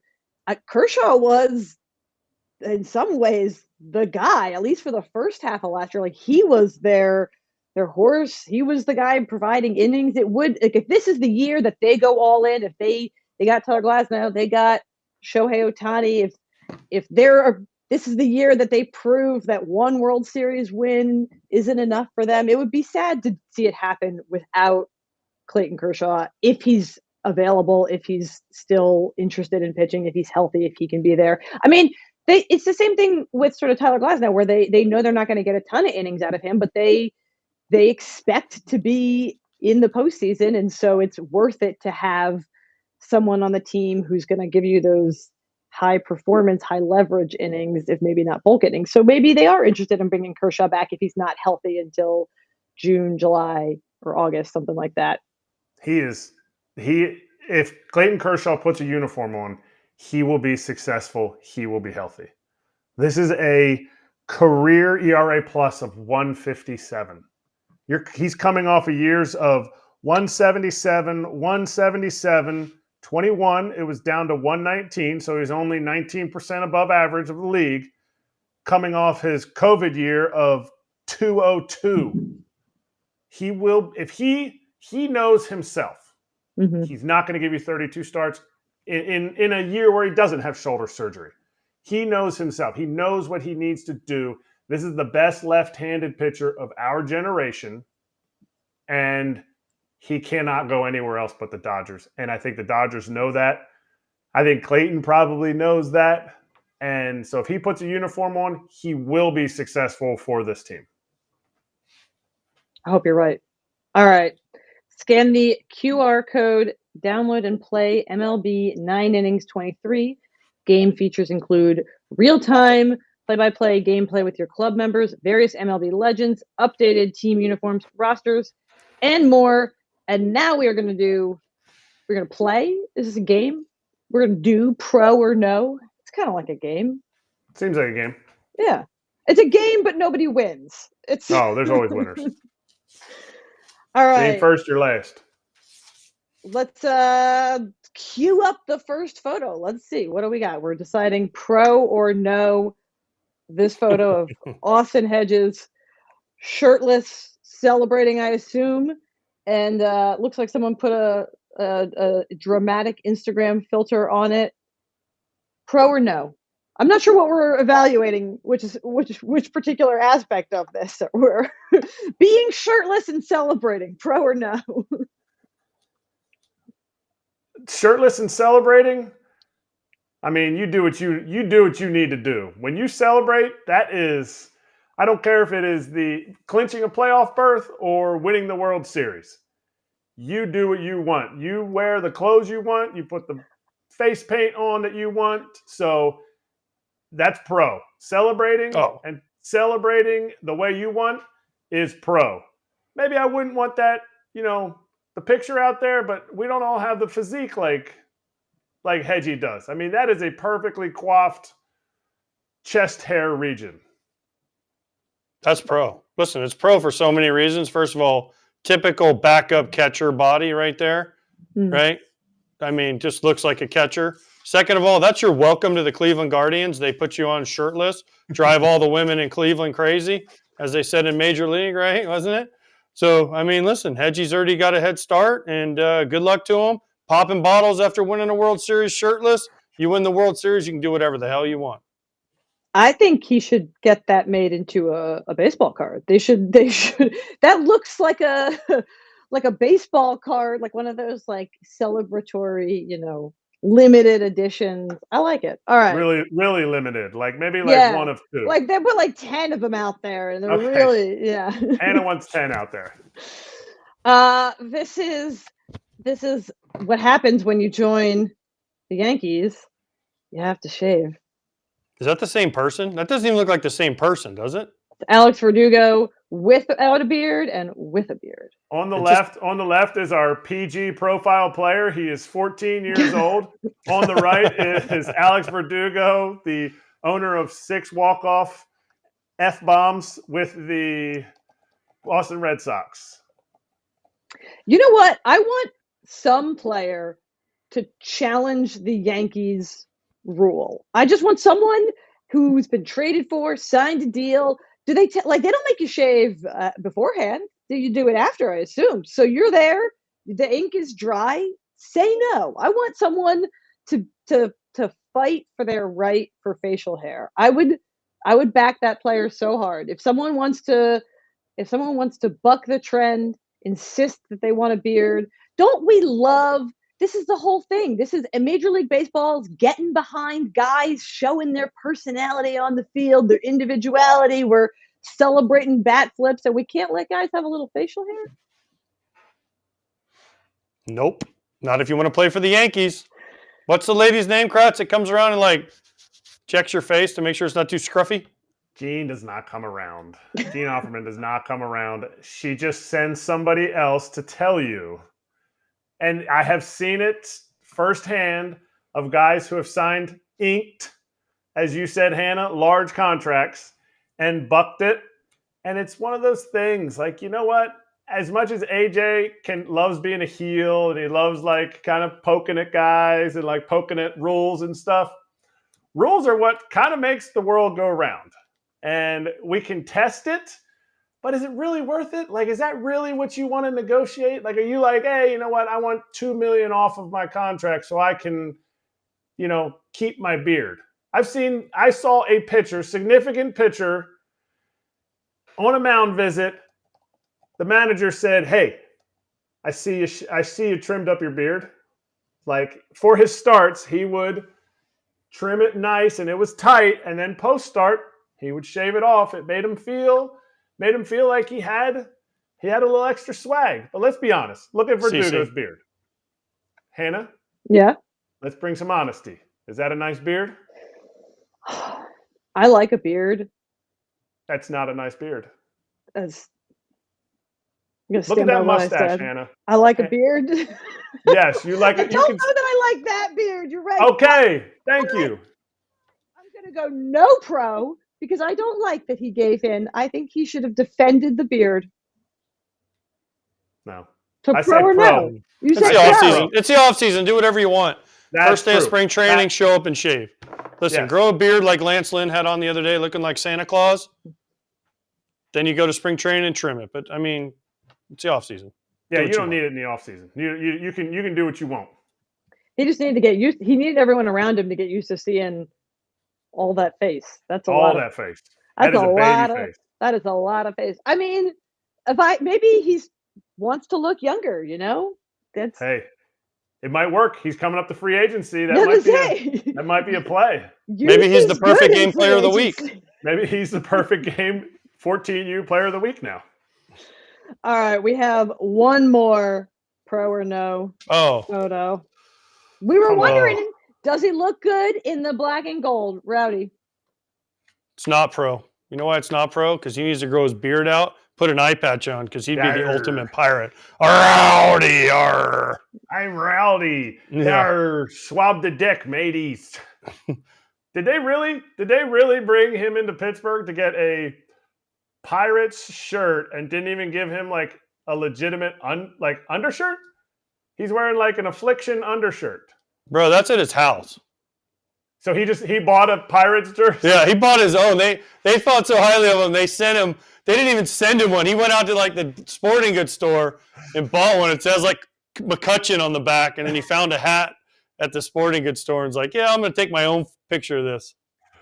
Hey, it's a big signing. Martin Perez is the next to. So we got to say pro or no pro? Yeah, hey, what do you think?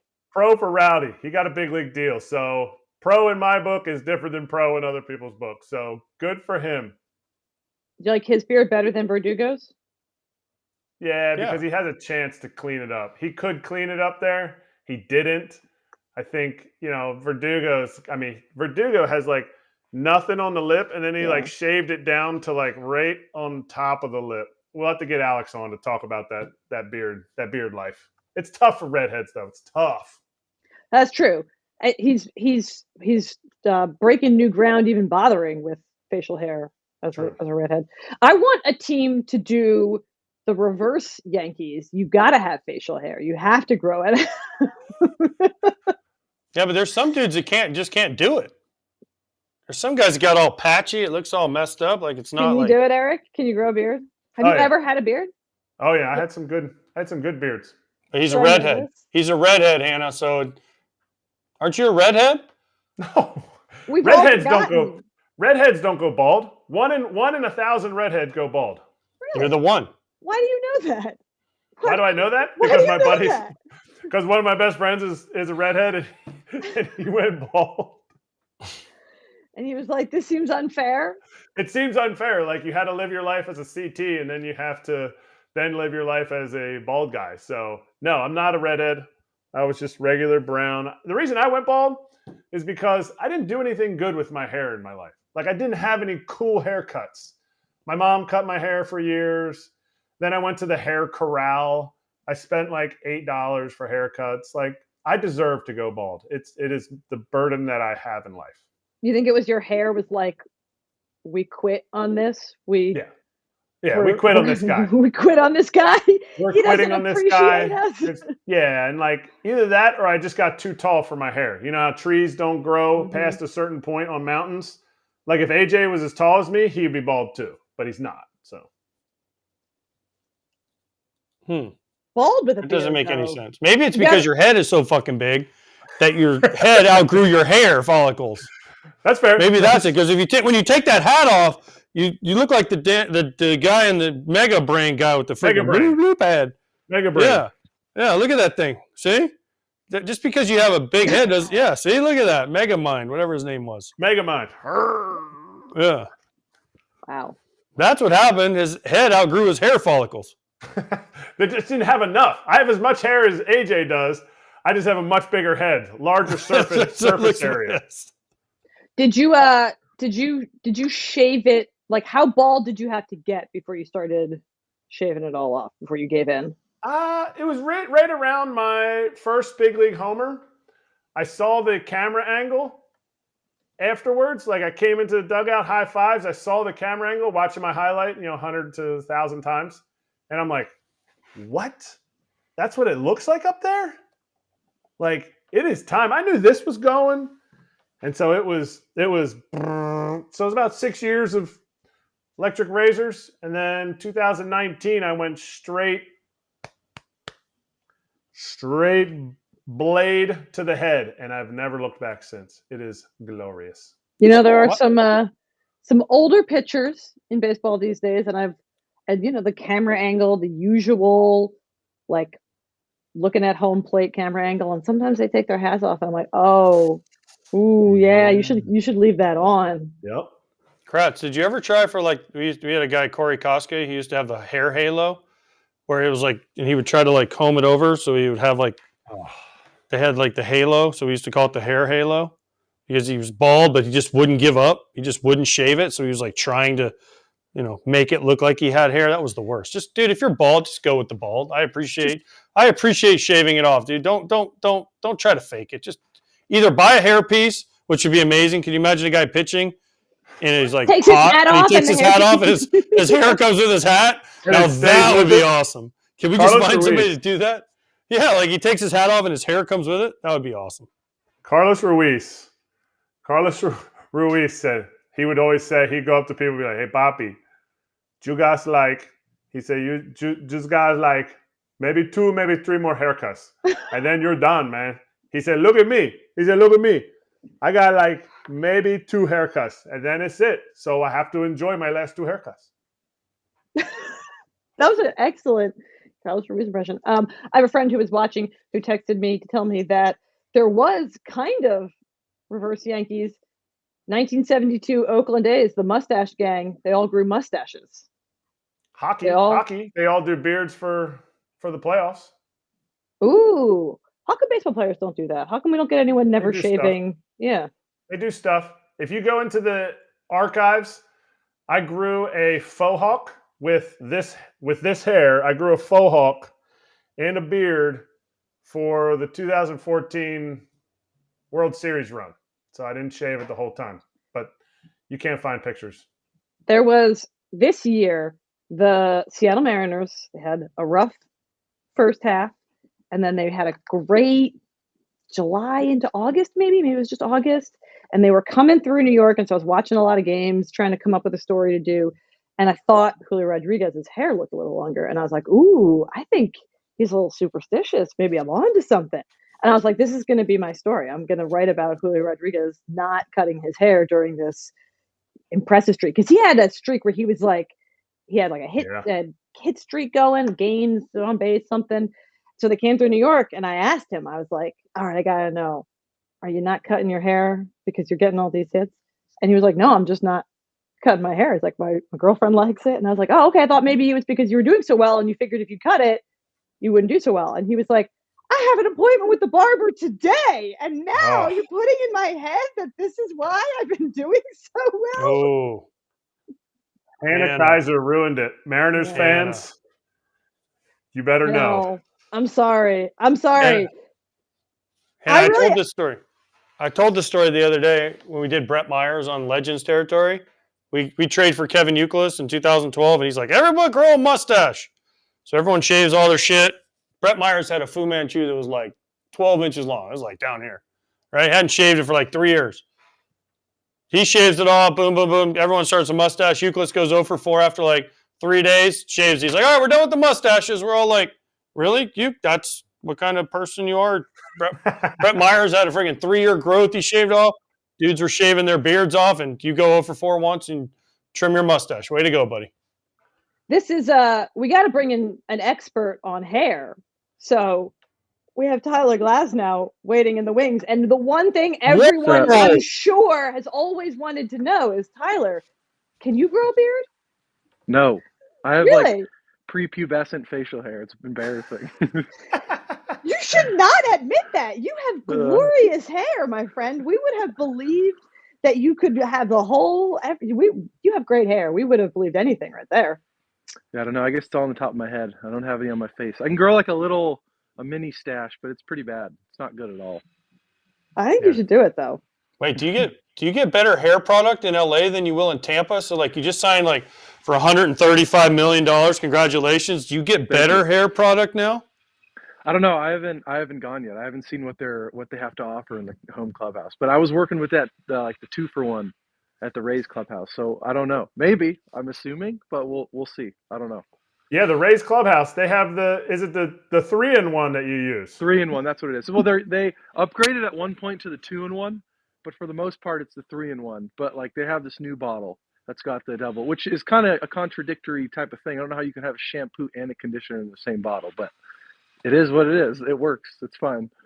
You have to tune in later because I'm going to tell my 3-in-1 shampoo, body wash, and conditioner story, but it's not for here when we have a big league guest on. I don't want to ruin it, but it's a very Rays 3-in-1 shampoo and conditioner story. But anyway, all right, congratulations.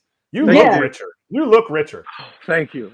Thank you very much. I'm super excited. I'm glad it's with the Dodgers, like especially on like negotiating. There was a small list of teams and they were definitely at the top of it. So I'm just glad I can go back home and just see family and everything, and just it's like a familiar sight too, going to all the games growing up and just being able to play on the team is pretty surreal. So how does that process go down? Because you said there's a small group of teams, but you know you're kind of talking about it like it's free agency. You weren't a free agent, but kind of is that how it kind of went down? I think it was like a more lucrative trade. Like if I was willing to negotiate with the team an extension, if I was willing to be like, okay, if I get traded to this team, then I'll have a window to talk about extensions. That was kind of the only thing I could control. And so it was like a small list of like people that were interested in trading me. I don't think anyone was super interested in or weren't willing to give up a lot of prospects for 1 year. So there was like just a few teams that I said if they want to trade, like I would talk about an extension for them. And then that also kind of protects me from getting traded to like a team I really don't want to go to. So I was kind of just hedging my bets there. I didn't want to get traded to like a 1 year to some bad team or bad place to pitch or something like that. Okay, so how does that? I know you said how it worked, but what's the negotiating window? Do the Rays call you and say, "Hey, we got to trade for you to LA, where we know you want to go. You have 18 minutes to get an extension done, and the clock starts now. Go like a game show, or do they give you like a 72-hour window? How does that work? Because I honestly, in baseball, like you hear about this in football and you've heard about this in basketball. But this is the first time I've really ever heard about this in baseball. So what was the window like to getting it done? And was your agent just calling you every 5 minutes like, hey, what about this? What about this? What about this? Because I want to know what happened. Yeah, so when they do the trade, I think you like have an understanding beforehand that I would do an extension and you have that 72-hour window to negotiate. So it was just a lot of back and forth with my agent. And he's got some free agents this offseason as well. So it was like he was super busy. I could tell he was getting to work, but yeah, we just call and then we'd say something and then they'd say something and it was kind of just talking back and forth. And then we ended up coming up with a deal and then now I'm a Dodger. And when in all of that did you get the Shohei Ohtani video? In that window, I think it was like whether I was going to do the extension or not. I think that was like dependent on the trade. And then I got it. Well, I don't even remember when it was. I woke up one morning though, and then my GM sent it to me. And there was like a translation under it. And I was like, that's kind of cool. Like this is adding a lot of points.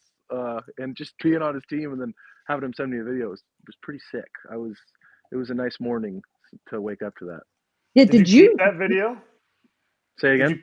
Did you keep that video? Like is that saved? Did you like hit the little icon next to it and like save it to your it's in my camera roll for sure. Are you gonna send that to somebody else? And be like, yeah, exactly. It was in Japanese too, so I could. For all I know, it could have just been like a random video about something, but I had like a translation paragraph, so I don't know. That is a good idea, though. Yeah, try and get someone else in the future years. See if they'll send a video. It's a good idea. That's what I mean. You could reuse that. Like, hey, look what Shohei's sending you, and then put the translation. Hey, Mike Trout, we would love to trade for you, and you are my favorite player, so I would love to. Oh, wow, look what Glasnow sent me. Shohei wanted to make a video. It's a good idea, actually. I got it on my phone, so I got all sorts of plans now. Perfect. You could send it to me and just wish me a Merry Christmas. Be like, Eric, Merry Christmas. And that's it. I think the more it circulates, too, I think the truth will get out, and then people will start feeling like I'm scamming them. No. Not from you. You can't scam anybody with that hair. So, possible. I want to know, who were the other teams? I just got it through like the rumors and stuff. Calm down, my dog's sitting here. I heard Cardinals, Dodgers, Cubs, Reds, Texas a little bit. I think like some New York teams in there. I really didn't like think too much about it until my agent told me like what he was hearing and like what my GM was hearing and stuff.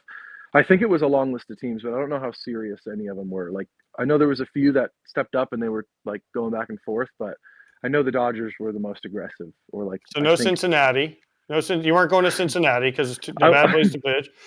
Chicago, right. Maybe. Yeah. So it's pretty much Chicago. I like Chicago. I have family there, and okay, yeah. But it's pretty much Dodgers or bust from the list you just read off. I wanted to go there for sure. That was okay. You should have just said, listen. You went to the Rays and said, listen, if you don't trade me to the Dodgers, I'm not fucking going. And if you do, I'll sign an extension. Because guess what? My hair is Southern California cool. Whatever that jacket thing you have on, it looks like Southern California. I mean, Patagonia? Looks like a Patagonia. He's crushing it. I did buy this in Southern California though, so I don't even know what it is. But I saw it and I liked it, so I got it. Okay, wait, you got to show us the dog because this is the whole Shohei Ohtani news cycle. There was like a sub-news cycle about his dog. I don't know if you followed, and we finally learned. I looked. So would you like to keep your dog's name a state secret and you can eventually release it? Or it's not even my dog. It's my girlfriend's family dog. Here you go. Say hi. Her name's Gracie. So we're just chilling. I just take her on walks. I've kind of just, when they're gone, I'll take care of her. Now she's just here annoying me during an interview. Wow, you should have kept that a secret. You should have leveraged that for something. Shohei really he plays it close to the vest. True. I know I blew it. Maybe next year. Or when I get a new dog. You know they say owners look like their dogs? That dog has the same hair as you do. It does. The ears flop over the same way as the hair. It's also, dude, it's a 3-in-1 situation too. Just scrub it down. That's why the hair looks the same. 3-in-1 on the dog? The 3-in-1 is the real deal. But what I want to know is that jacket, was that your first big purchase since you became a free agent? No, I've had this for years. I got this where was I? I think we were playing the Angels. I was actually with Brasso and Brett Phillips like a few years ago. We went down to like the little beach area and it was cold. I didn't bring a jacket. I forgot to pack one. So I grabbed it. It was a while ago though. What intrigues you about going to the Dodgers? You're like, you mentioned back home, but you can make any city a home. Right. What really intrigued you about going to the Dodgers? I mean, the weather obviously is huge. I'm familiar with the area. A big one was my brother lives in Santa Barbara. Him and his wife live in Santa Barbara, and they're about to have a kid, so I'll be an uncle. So it'll be nice to be around them more. My family, I have a lot of friends down there. And I mean, Shohei signing there was pretty big for me too. And it's a good pitcher's ballpark. There were so many pros, very little cons. But I think just it's like familiar. And I think as a little kid, always going to the games and like dreaming of being a baseball player for the Dodgers, and it kind of just hit me like this is a no-brainer. I want to go back and play for my hometown team. There's stuff that comes with that going back home that's like can be a little annoying, but like I said, I think the positives outweigh the negatives by like a large margin. So I was just ready to sign. All right, I always see you when you come through New York, which you won't get to do as much of now that you're not in the AL East. And when you come through New York, you play chess. So have you located any public chess in the greater Los Angeles area? Do you know anyone on the team who plays chess? Maybe you can convince Shohei to take up chess. What are your I chess don't know. players? I'm sure if they have because there's always, not always, but there's chess boards in a lot of away clubhouses. Like I started up again. I was in chess club when I was in elementary school, and then I stopped playing, and then I got back into it when we were in Cincinnati in like 2016 or 17. So there's clubhouses that have it, and guys will just play and whatnot. But I haven't looked up like places to go. But I might. I don't know. I think like when I go on the road, finding places. But for the most part, I'll just play on my phone and like stuff like that. But if I do see something public, like in St. Pete, there was a few places. But I haven't really been like going a ton. I just play on my phone for the most part now. What's your expectation? I know players make goals preseason. What's your expectation for yourself for innings this year? I want to have a normal inning. I'm not on an inning limit at this point. Like after that injury was taken care of, like even last year, it was the beginning of the season, I was going to be on an inning limit. I was only able to throw like 22 starts, kind of exactly how much I threw, and I threw 120 innings, not including the playoffs. So I should be able to throw as many as I can. I know the Dodgers generally start their guys out slow and give them a couple extra days. So the goal is like a realistic, however, like what is it used to be like 200. It's more realistic, like 180 to 200. That's what I want to do. It's all dependent on like how much I'm allowed to go early. But since I got that surgery and the way my arm has felt from previous years, I don't think that'll be any issue at all. Like to end this year, my arm felt great and I could have thrown a lot more. So Tyler, when you were negotiating with the Dodgers, did they come to you with like a Shohei type of plan? Say, hey, we'll give you $1 million and then we'll defer $135 million till 20 years from now, or was that never? That was only a Shohei specific deal. Kind of. So there was a certain amount I wanted in the beginning for a certain amount of years, but the only issue is there's like a AAV or like a CBT tax to like whatever it was. So I worked with them to make sure we didn't like go over or any sort of like kind of make room for other people and not jump into the next tax bracket. So we ended up formulating the deal to where I didn't have to defer any money. But previously, the amount I was thinking about for less years, we had to defer some, and I didn't want to do the deferral. They deferred enough, so I was like, I'm gonna not defer, and then it ended up working out, and I got it too to where like there's a little bonus in the beginning, is like while I'll be in Florida, and then but yeah, I ended up not doing any deferrals or anything like that. Do you have any thoughts when you're doing these negotiations, an extension where you would have been a really coveted free agent? Do you have any thoughts of like future pitchers coming down? Because you always hear that when you're playing is, oh, do it for the next guy, or don't sell yourself short. Not saying you sold yourself short at all. It's a really nice contract. But do you think about that when you're going into those negotiations, or is that talked about with you and your agent? Yeah, I think so. Like, I guess potentially there's more future. If I were to just go into free agency and like see how much I could get, there's definitely an argument to be had there, especially I guess if you look at it that way, like the people before you, like the union and whatnot. But there's also a risk reward on the other side as well. Like you really don't know what can happen. And I think for me, it wasn't necessarily about making as much as I possibly could. It's more about being somewhere that I really enjoy being. Like with the Rays, I loved staying there and I loved being with the organization and I loved having a life in Tampa and like it felt like home. And I know it would be that same way with the Dodgers to where it wasn't necessarily about like making them. I just know like I'll be happy on and off the field. I'm making enough money. But I do think there's an argument there to be had, like I guess for the guy before you. But in my brain, I was like, this is too good to pass up. I want to be a Dodger and deal. So, did they do the whole recruiting pitch for you besides Shohei sending you a video? Did they bring in Freddie and Mookie and Will Smith and Dave Roberts and everyone else in LA? And then are you a part of the recruiting pitch for Yamamoto? Do they call you in and say, hey, bro, we need you to do a Zoom in your killer jacket with your badass hair to try to get Yamamoto in? No, I wasn't. No, I think I already knew. It was just sort of like the Shohei thing, and then I know they were all there before when I was like talking about the extension, but we had to wait a couple of days. Like, I couldn't go into the field until it was finalized, and I think they all left beforehand. But there was no convincing that needed to be done. It was more about like the negotiations of like the contract making sense. I haven't been like on trying to get Yamamoto. I would love to, but I have the same agent as him as well, so I always try to get like little details. But my agent's like he's keeping it like the negotiations are the negotiations. I don't really like pry too much, but that would be so sick if we got him as well. Like I'll try and send my agent a couple of messages, but I think he's got so many teams on him right now. Like whoever he chooses, it's a win. Well, what would be your pitch? Like if they were sending a Tyler Glasnow, Shohei Ohtani style video to Yamamoto, give us your best Yamamoto come to the Dodgers pitch. You'd have the best life on and off the field, like just the weather. Like I said before, you get to play with Shohei Ohtani. There's like you can do a lot of things like on the field, and there's a lot of off-market opportunities or like outside of the field.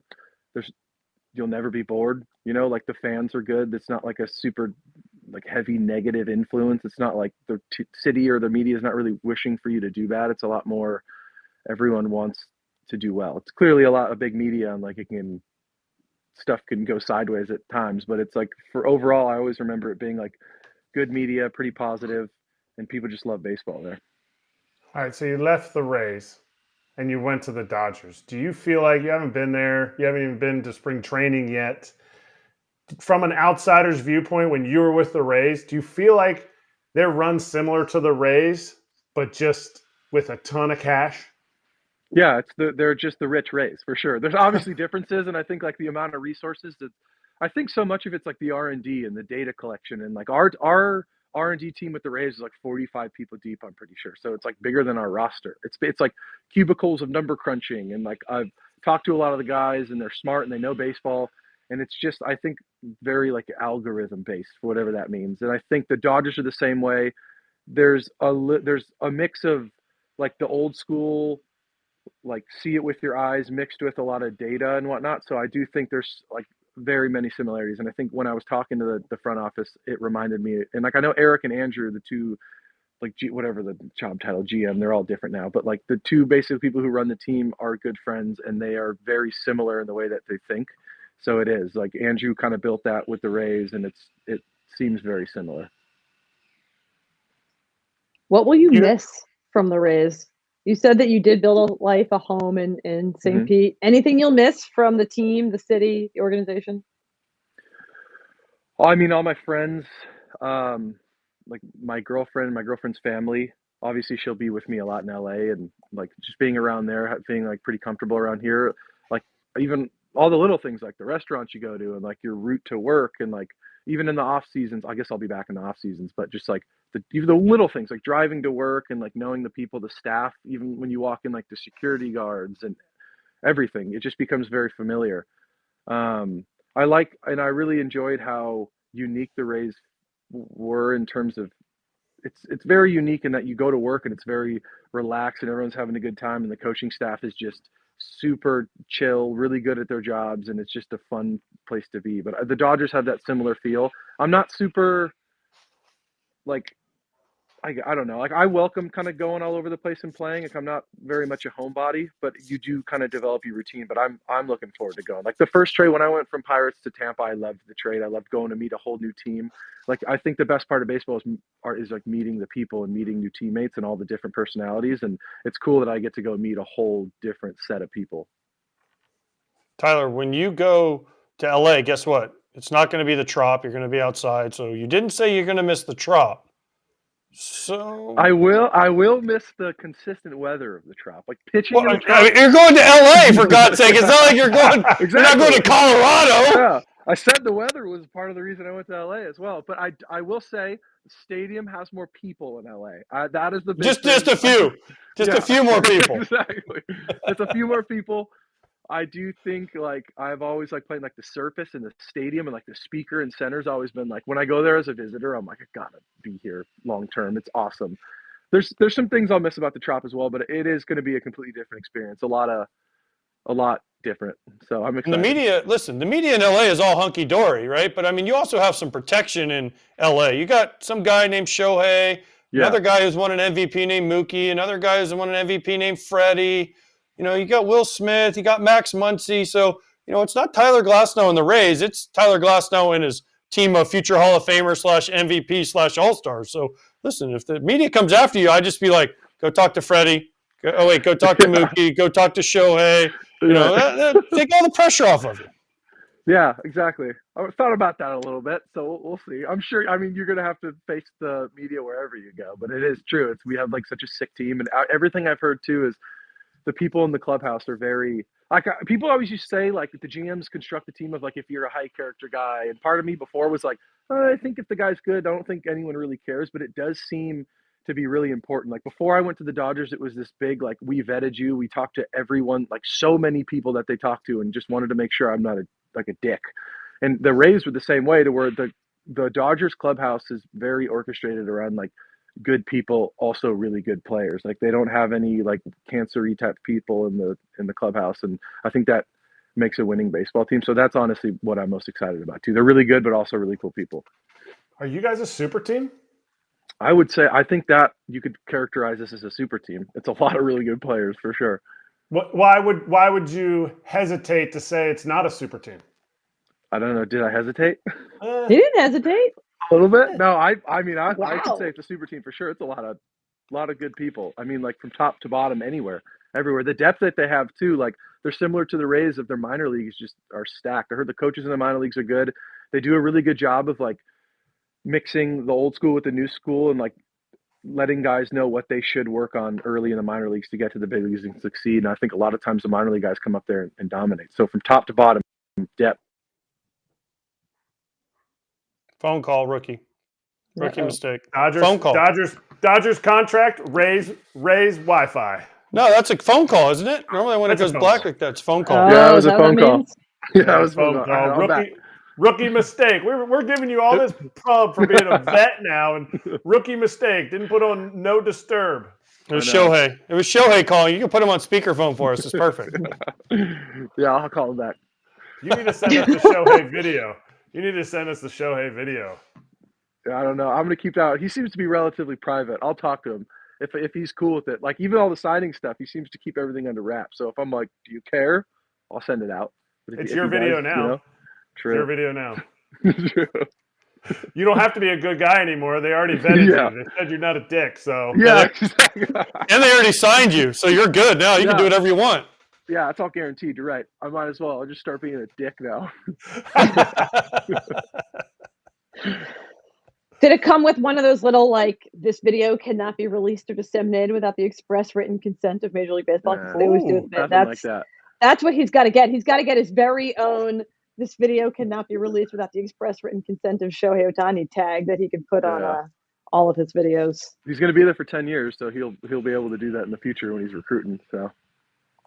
Hey, when we had Gavin Lux on the other day, he wouldn't even. We're like, "Hey, Gavin," he's like, "Shohei's in the weight room." We're like, "Walk down there." And Gavin's like, "Oh no, I don't want to ruin his workout. He's in there squatting 700 pounds. I don't want him to." This was, I think, the day of the press conference introducing him. So I don't know. Another phone call, Shohei. We'll wait. Well, I mean, there's so many superstars for him to get calls from. Oh, let me throw on Do Not Disturb. Wait. That one was Yamamoto. He saw your pitch. He's watching live. He's got some follow-up questions. So that was Joel Wolf calling, saying, "Hey, Tyler, we don't talk about Fight Club, okay?" Yeah, someone was like, "You talking about Shohei right now? Keep it under wraps. Don't be on your cell phone." That was Yamamoto. Yamamoto said, "I'm signing with the Dodgers right now if I can have your jacket." Deal. Let's do it. I'll go get another one. Oh. They're all out. Yeah. All right. Well, then maybe no, you can have the jacket. It's fine. Good answer. All right. We've kept you kind of long, but also you kind of kept us waiting a little bit too, Tyler. So I did 2 times the camera. Yeah. Are you in Florida right now? Is that? Yeah, I'm in Florida. Hey, tell them it's chilly down here today, Tyler. It's freaking freezing down here. It's like 55. That's freezing. Where are you? Are you in Florida? I'm in Orlando. Oh, well, there you go. It's cold here, too, hence the puffy jacket. Yeah.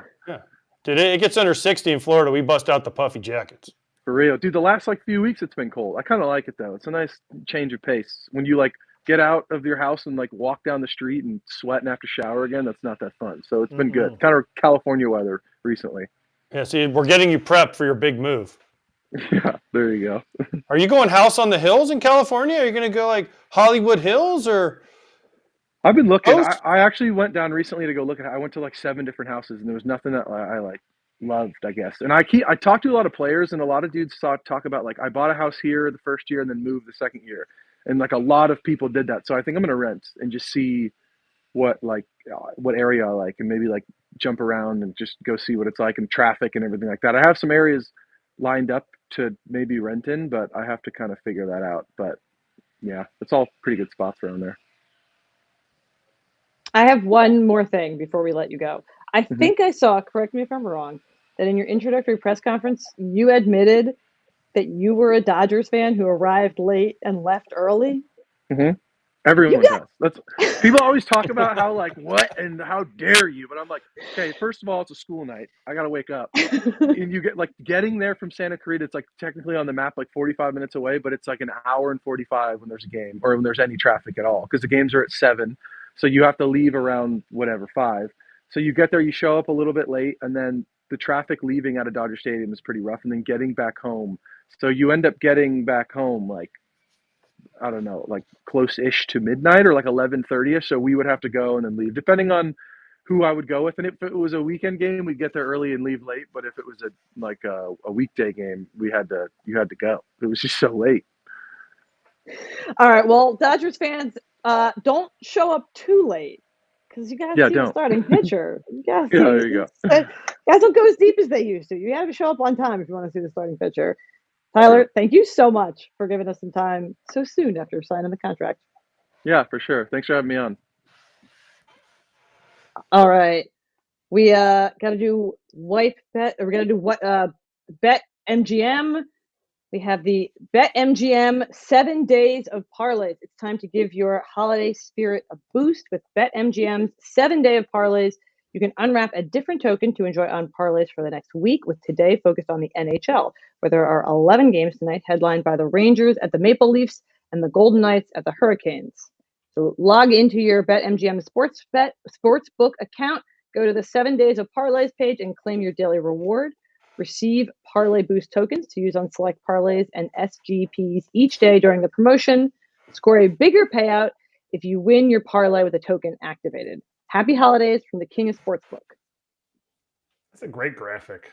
That is a nice graphic. I don't know anything about what I just said, by the way. I don't watch much hockey, but I love that graphic. It's gonna make me tune into some hockey tonight. All right. Let's slap hands. Oh,